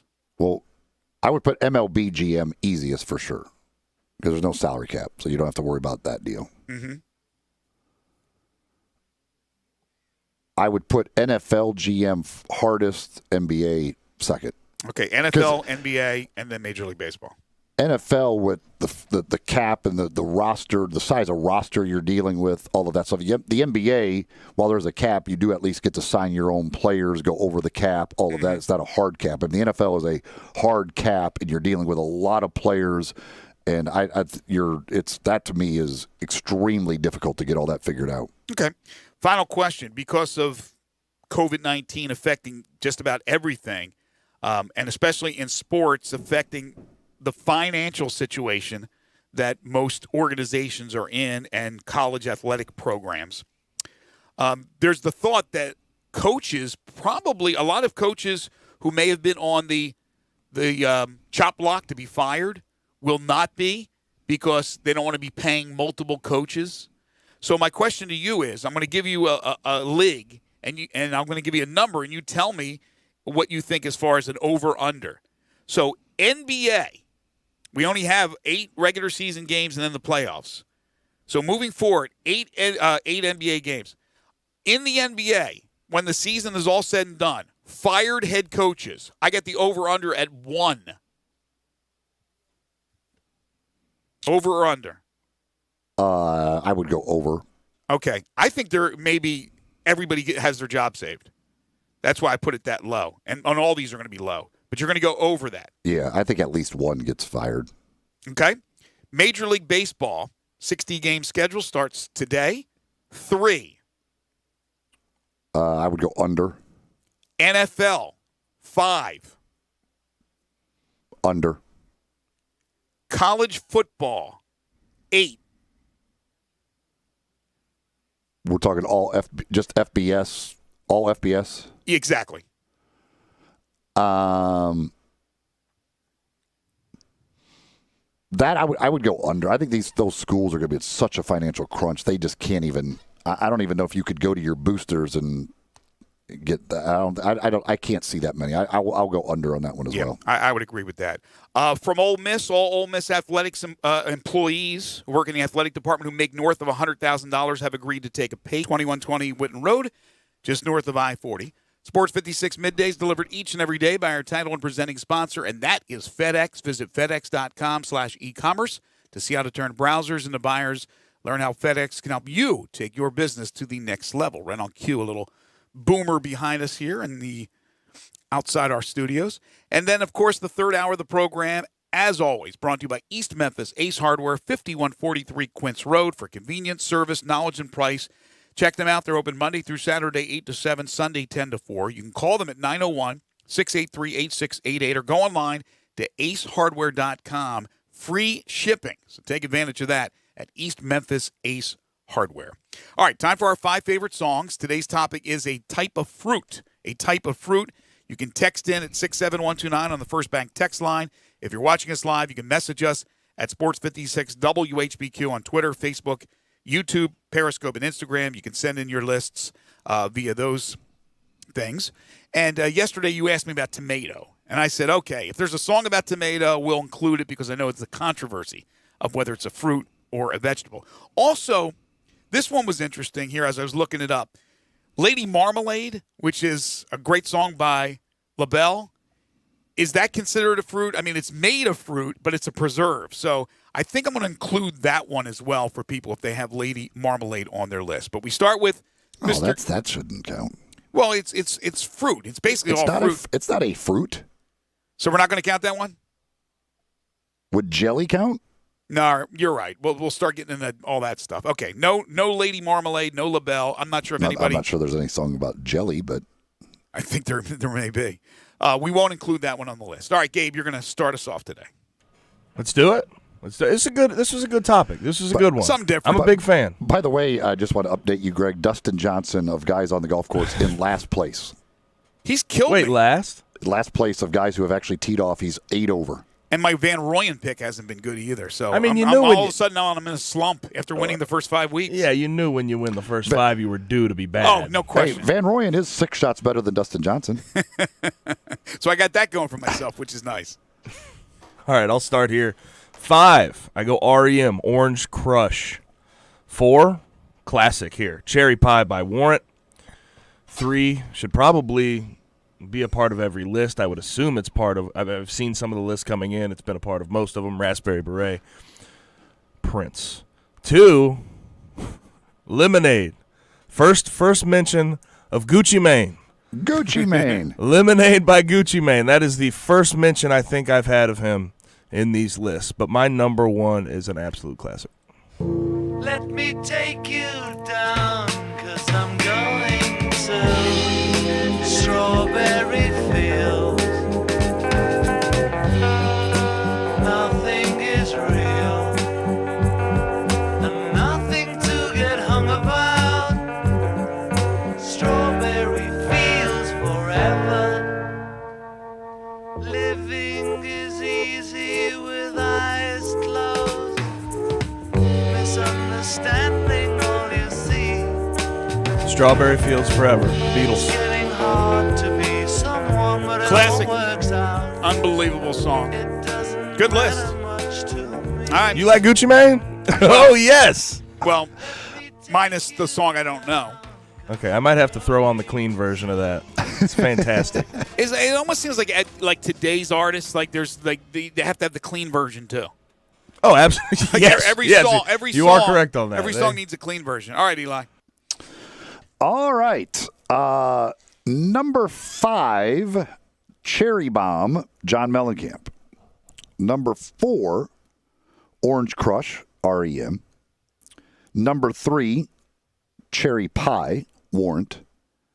Number 2, Black Horse and the Cherry Tree, KT Tunstall. I like KT Tunstall. I've never heard of that song. I've heard that You've one. never heard of that song? I've heard that one. I love that song. You may have to play it, and I go, okay, I remember it, but I don't know it by the name. I don't. And then number 1, yes, this has got to be on your list.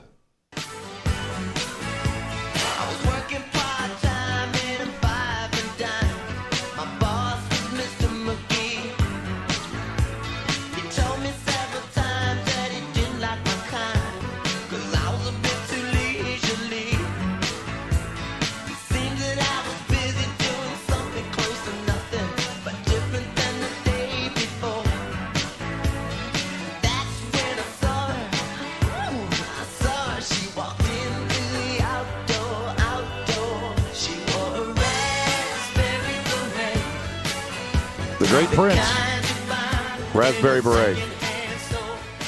No question, number 1 in this category for me. So this is interesting because I can tell you right now, my number 1 is Strawberry Fields Forever, and my number 2 is Raspberry Beret.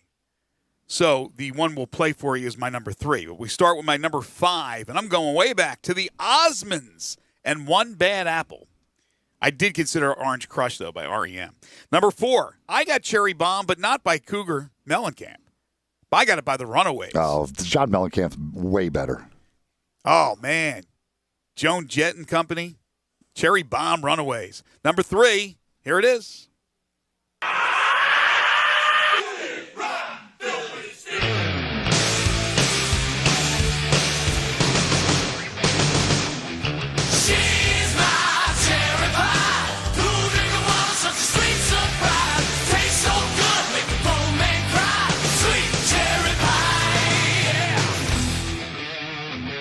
With a great video to go along with it.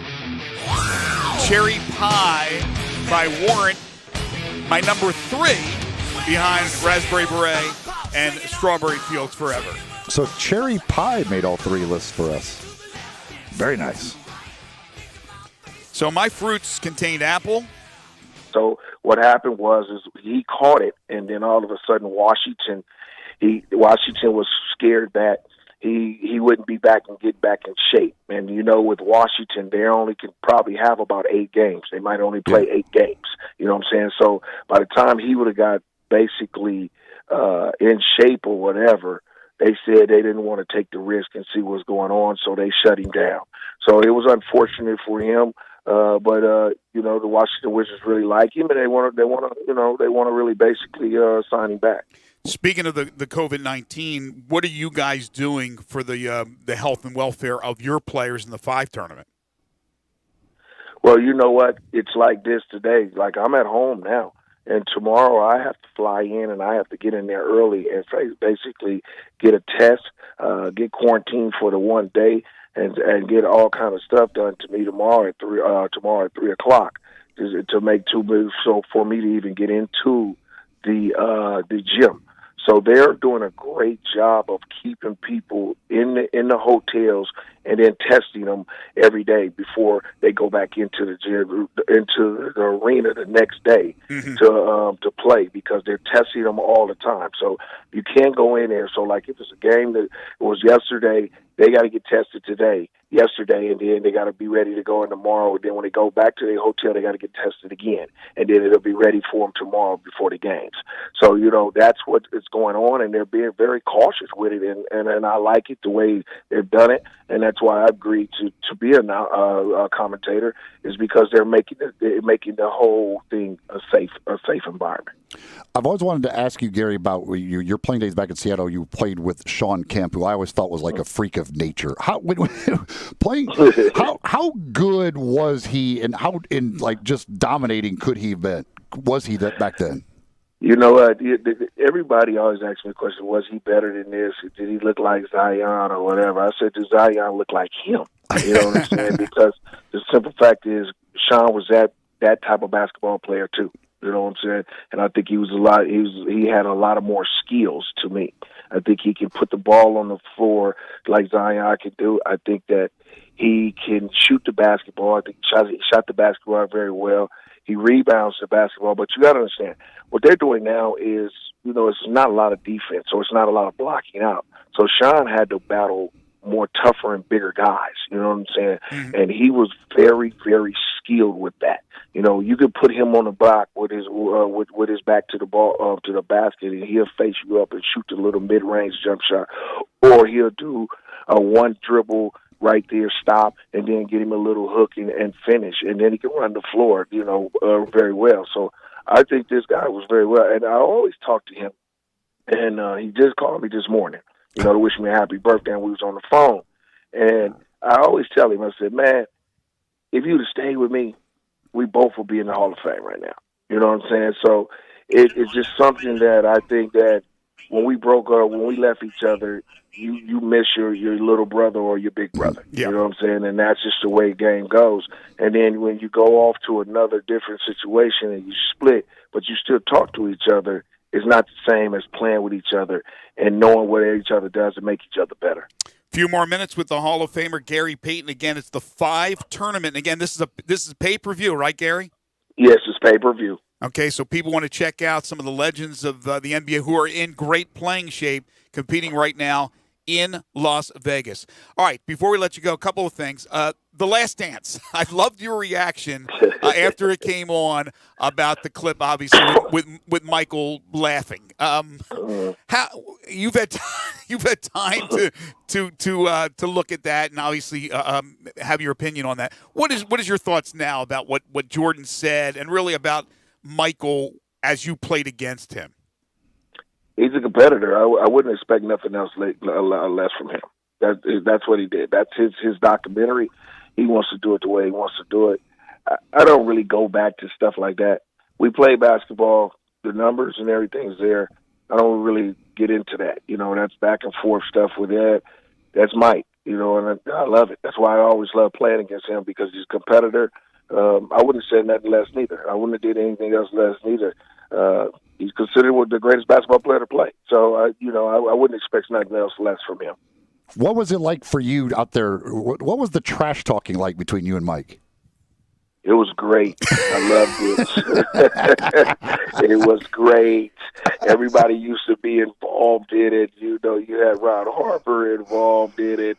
A lot of them guys that come in, Scotty was involved in it. So we kept it juiced and live, because everybody will watch that. Every time I walk by him, I'll say something to him. Every time he walk by me, I'll say something to him. We kept it live and juiced because we wanted to keep our competitiveness juiced up, and that's what we did. And I loved it, because I used to go in saying, this is what I'm going to say to him. This is how I'm going to get at him. And you know what I'm saying? I hope he come back with some good stuff. So, I used to love it. Why did you take, I guess, maybe so much pride in the defensive end? I mean, obviously you're known as the glove. You were an unbelievable defensive player. A lot of guys just don't want to put that much effort into the defensive end. How did that kind of get instilled into you? Well, coming out of high school and getting recruited, and I let my mom pick my school, and my mom picked Oregon State, and Ralph Miller was the coach there. She liked him because he was militant, he was hard and tough. She wanted me to come out of Oakland, California, and go to something like that to get discipline. And when I went there, and he was so tough. The first week we didn't even practice with basketball. All we did was defensive slides, drills, and that because he was a defensive coach.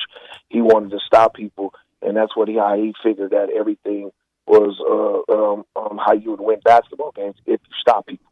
If you just hold people down and stop, and we struggle on the offensive end, and we stop them on the defensive end, we always have a chance. Mm-hmm. So I wasn't even really used to that. You know what I'm saying? I was used to scoring, going up and down the floor, didn't care about it. And then all of a sudden, he put that in us, and I just had no other choice but to bite in. And when I bit in, my father always instilled in me, man, do whatever you have to do to the best ability that you can. Yeah. And I started moving around, and then one day after practice, he came over to me and he said, let me tell you something. If you listen to me and you do what I tell you to do, you'll be one of the greatest defensive players to ever play because you got great hands and feet. And you anticipate on balls and you get your hands on everything, but you just got to learn how to play defense. And when he told me that, and he started always being on me and put me in the right situations and making me do things, I just started liking it. And then it started becoming easier to me because I started getting a lot of steals. I started getting a lot of easy baskets. I started frustrating a lot of people, and it was just becoming real fun to me. And then I just took it as more of a pride, and then I took it every time to work at it and work at it and work at it, and I got really good at it. Yeah, one of the best at doing that all time. Gary, before we let you go, first of all, by the I don't know if you call it a scowl, but that look you had when you played. I mean, I loved watching you. You had, do you call it a scowl? You get because you seem like such a nice guy and a friendly guy, but you had that look all the time that you played. And I love that. I don't need lovey-dovey in sports, man. I'm old school. Yeah. I like the competitiveness, and you brought it to the table. All right, the final thing I want to ask you. So, if you take Jordan out of the equation, and he might not even be the answer to this question, but so who's the greatest player you ever played against? You know what? I really don't do that, but I played against a lot of greats. Of course. In the '90s, we had great basketball players. But if I would pick somebody, and I've always told everybody this, if I would pick somebody, I would have to pick John Stockton. And that's the person who I think I modeled my game as after when I got into the NBA and I started doing it. I would never tell him during the time I was playing that I modeled him. That's not me. You know what I'm saying? But I'll tell him now. He was a basketball player that you got to understand. He wasn't more athletic than us.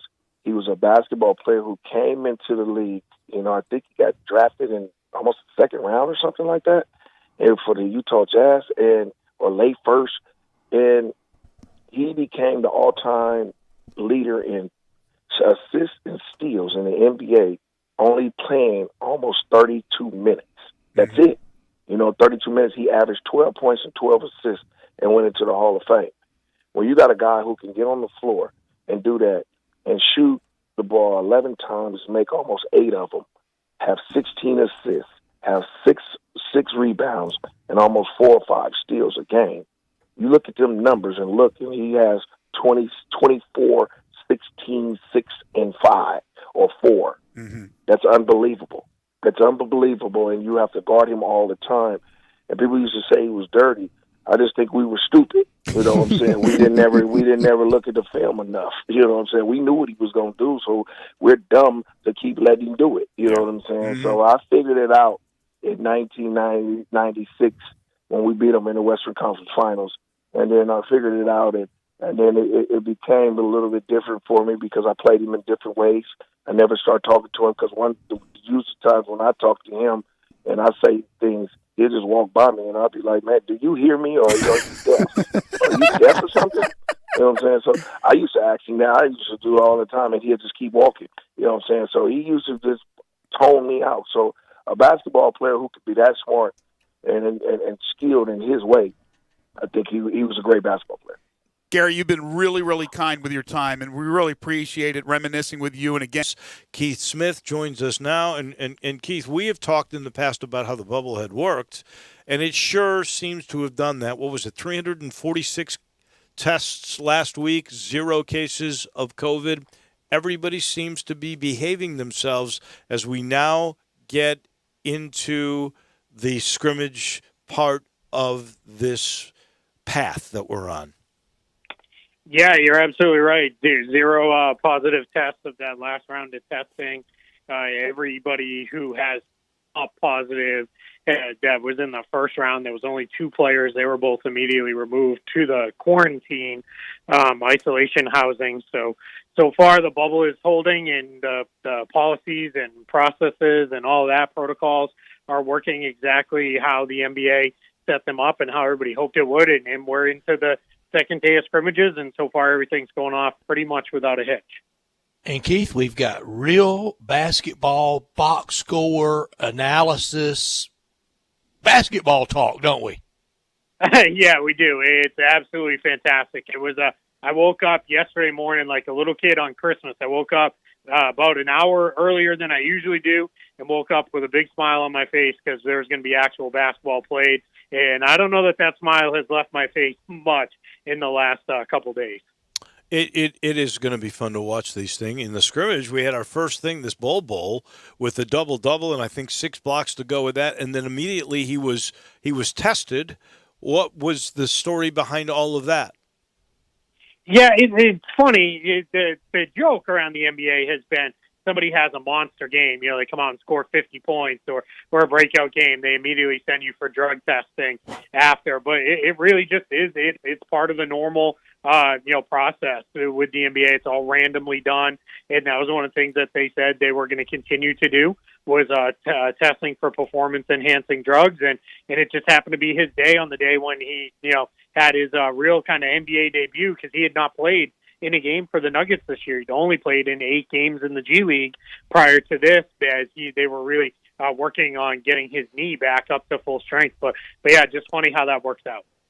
And it feels like, Keith, the worst fears for some teams that the proverbial just playing out the string. They had to go to the bubble because they had to go to the bubble. Brooklyn Nets, one of those teams. Another one could be the long playoff run of the Spurs. It looks like it's going to end. For the Spurs, what are their goals? I mean, it's almost like for them being down in the bubble, like Alabama going to the Music City Bowl or Notre Dame going to the Bahamas Bowl. Yeah, it does a little bit. And then half those guys decide, I'm going to prepare for the draft versus actually playing this meaningless bowl game. But yeah, well, once LaMarcus Aldridge said he wasn't going to play for the Spurs and he decided to shut it down and have shoulder surgery, it was going to be really, really tough for them to continue that playoff run. Well, one of my favorite stats in the NBA is I believe the Spurs have been in the NBA for 44 seasons, and they've made the playoffs in 40 of those 44 seasons. Whoa. Yeah. In 2 of the 4 times they missed, one of those times they got David Robinson, the other time they got Tim Duncan. So that tells you about doing things right. That's amazing stat, because in Memphis, if the Grizzlies make it, and Keith, I think we should be kind of proud of this. I think I would have signed up on it on the day that the Pursuit team, Dave, announced that they were moving to town. This will make 11 out of 19 years in Memphis. I think that's right, that the Grizzlies have been in the playoffs, and I'm kind of proud of that. 40 out of 44. Yeah, you absolutely should be proud of that. That is, that's an accomplishment for a team that hadn't had much success in Vancouver, and then a couple different times it looked like the Grizzlies were, maybe they're not going to be so good, especially this season, and there they are right there competing for a playoff spot. So, yeah, but for the Spurs, right now, this is for them. Greg Popovich said it himself. It's about looking at the young players and treating this as development over these month or so that they're going to be down there at practices, scrimmages, and then ultimately games. He's going to try some different lineups. Today they started 4 guards around 1 big man. So I think you're going to see them do some things just to look at young guys and different pieces and how they fit together. Since you brought that up, Brett, Drew, real quick, see how many times the Vancouver Grizzlies made the playoffs. Oh, zip. Zero, right? Zip. And they've made it 11 times since they've gotten here in 19 years. I think that's pretty good, Dave. I think that's Would we have signed up for that? Oh, heck yeah. If Gail Rose had said, you got a team, and in the next 19 years, you're going to go to the playoffs 11 times, will you take it, boys? Heck yeah. Oh, my goodness. When the team had never gone, so you're you're really seeing and look, it's happened over how many different genres here? How many different? You had two different owners, right? But you had different general managers throughout, starting with Sidney Lowe and as your skipper, and then they brought in Jerry West to run things, and they had Fratello and Ivoroni and UB Brown, and now the Parrott era. And it was a little three big incarnations: Powell, the core four, and now the young guns. I agree, and getting 11 playoff appearances out of that is pretty darn impressive. If they're going to get another one here, they're going to have to get past a team like New Orleans, because everybody thinks New Orleans, Portland, or Memphis will be the 8th seed. So let's go to Zion, who has now said he has been testing every day, and his intention is to get back in the bubble. What more do you know, Keith Smith, about what is happening with Zion and the Pels? Yeah, he continues to be away from the team for a personal matter. It sounds like there is an illness in the family, and as long as the players continue to keep up with daily testing and return negative tests upon return, they only have to quarantine for 4 days. And clearly, while those 4 days, they need to return negative tests during that period, and then they can get back. So if he's back within the next, call it, week or so, he might miss a couple of the seeding games, but it's starting to sound like he's going to be back maybe towards the beginning part of next week. Then he'll finish out his quarantine, so you may not see him in any of these scrimmage games, but then he'll step right in and play in the seeding games. And that's important for New Orleans, because they're a different team when they have him on the floor. They're a lot better. They're a lot more dynamic offensively. And if they're going to have any chance of, not only do they got to stay within the 4 games of Memphis, but they got to try to hold off Portland, who's looking pretty good now with Yusuf Nurkic and Zach Collins back. You got to make sure the Kings don't sneak up on you behind there. So it's not just as simple as them just staying there. They've got to hold off a couple of those teams as well. So it's going to be really important that they get Zion back, because otherwise it's going to be really difficult for them to catch Memphis and force that play. Forgive me for asking this question. It's a rhetorical question, but I think it's pertinent here. We know how the NBA is doing their testing. They have their own people there, right? So they hired a clinic, and they've brought in their own tests, and they've got it in conjunction with a group that they have specifically brought in for this. You leave the bubble. How is it that Zion has access to daily testing and results right away? How are they getting that? Yeah, as far as I understand, he is not necessarily getting the results back immediately. It is the daily testing, which here in Florida, I can tell you could go get tested every day if you wanted here in Florida. It's just going to take you several days to get the results. But the NBA has worked with partners to make sure that they have it set up. They're doing this all through private companies and private labs versus being anything on the public side. They're working through all these private companies to make sure that their guys are getting what they need. That included the players, as we saw, several players showed up late because they were getting tested in their home market before they came in. And they had unfortunately tested positive, so they were still continuing to go through their testing protocols, and it was the same story there. Keith, when we actually get to games, I think we've seen another. To be fair, I'm going to try to be fair to Rob Manfred. They never started the season. The NBA was close to being completed.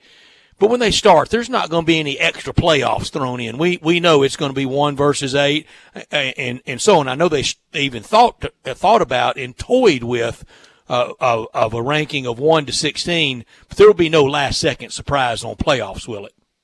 No, it's all been negotiated, all locked in with the Players Union. Major League Baseball had a clause in there that said as long as they decided before first pitch of the first game of the season, which is a couple hours away if the weather holds off in Washington, D.C., between the Nationals and the Yankees, that they could change the playoff field and change it to whatever they mutually agreed upon. And then it needed to be ratified by the owners. But the NBA, everybody bought off on this format. That was the whole voting that went on where the Trailblazers were the lone team to vote against the format. Everybody else voted for this current setup in this format, so there's not going to be any kind of changes. And the other way you know there's not going to be changes is everything is locked in for TV schedules all the way through now to the middle of October, and there's no change in it because there's not room in there to change and move things around. No, they did go a little funky. Some people think it was because of Zion when they decided to do the 8-9 play-in game if the Grizzlies don't maintain a 4-game edge over either Portland or New Orleans. Yeah, they definitely did. And what the NBA said that they did was they went back and looked historically at all their past seasons at the point where the season was paused. And that's how they got to the Suns and the Wizards, who really – They may have had a mathematical chance of getting into the playoffs, but it wasn't a very good one. And they said, though, there was historical precedence that a team that far back had made a run. And then when you get to a team like New Orleans, so I believe they're 3.5 back right now, what they looked at and said with them was, well, they had by far and away the NBA's easiest closing schedule. It was really cake for them the rest of the way. I think they had 2 games against Cleveland. They might have had 2 against the Warriors left. So they were really looking, pretty good down the stretch here, while Memphis had one of the harder schedules. Portland in the same boat. And so what they decided to do, ultimately, what they explained through all their decision-making through this was, all right, well, we're going to try to honor the regular season and what happened in the leads those teams built by making this play-in part of it be very difficult. Memphis needs to win once. They're in a play-in. The other team needs to beat them twice in a row, and that's a key thing. I'm getting asked a lot. People are saying, "Is it 2 out of 3?" It is not 2 out of 3. It's 1 for Memphis and done, or it's twice in a row for whoever's in that 9 seed, and that's assuming Memphis stays in the 8th spot. In the 8th spot, right? Yeah. So they tried to honor that as best they could, while basically making it. Hey, if you can stay within 4 games with only 8 games to play. That's an accomplishment in itself. And let's face it, this is going to get a couple more games on TV most likely, and that's Sure. not a bad thing either for all parties involved. No, and we always defended that too for the regional television revenue, the RSN Regional Sports Network, and that's just business. Keith, also just business. Some of these different lineups. Some teams have gone really big. Dave mentioned yesterday the lineup the Nuggets ran out there, and the smallest guy was 7'4", it felt like. Yeah, I mean, that's kind of opposed to really what we think we may see in a run-and-gun, quick-pace style. Why experimentation with the bigs? Well, when Denver's case, they only have one healthy available guard right now on the roster. That's Troy Daniels. They had almost half their team arrive late to the bubble due to positive coronavirus tests. They had over half of their on-site organization in Denver test positive. That's why they were one of the first teams to shut down their facility and say, you know what, we'll just see you in Florida. Let's just get out of here. So that's why they did that yesterday, because they only had the one guard available. Mike Malone said, whatever, let's have a little bit of fun with this. Let's, put this jumbo size line up on the court and see, what it looks like the rest of the way. But now their guys are there now, and their guys are practicing, and they're getting, where they need to be. So they'll be back to normal here within, maybe by their next scrimmage game, if not probably by that third one, definitely by the seeding games. But right now, it was just, hey, this is what we've got available to us. Let's lean into it and have a little bit of fun. So we are just underway in these scrimmages, but from what you've seen, and you've studied it intently as we talk with our friend Keith Smith from Yahoo Sports down in Orlando, what did you think of the quality of play? It was better than I thought it was going to be. I thought it was going to be really, really ragged. And I'm going to take that Denver Wizards game out of the mix a little, because that was, just a weird situation. The Nets, I wrote for Yahoo Sports in a piece that posted today, the Nets should have name tags on, because half their roster doesn't know each other. Those guys are all just getting together. So that's, really difficult situation for them. But for the rest of the game, they looked pretty good. I thought today's game, the Bucks and Spurs and the Trailblazers Pacers looked pretty good too. Guys are taking a little bit of time to adjust with their shot. they can get their legs under them, and that'll come. That's part of the reason they're doing these 3 scrimmages, is to get guys into basketball rhythm and basketball shape. But I thought it looked pretty good. Guys got up and down. That Clippers Magic game looked a lot like what you would expect a Clippers Magic game to look like. And one cool thing is you're hearing a lot of players say they like the gym. They feel like it's a shooter's gym. And a lot of times in the NBA, once guys get there, I like it too. It takes guys a little while to get used to the NBA arenas, because there's so much empty space.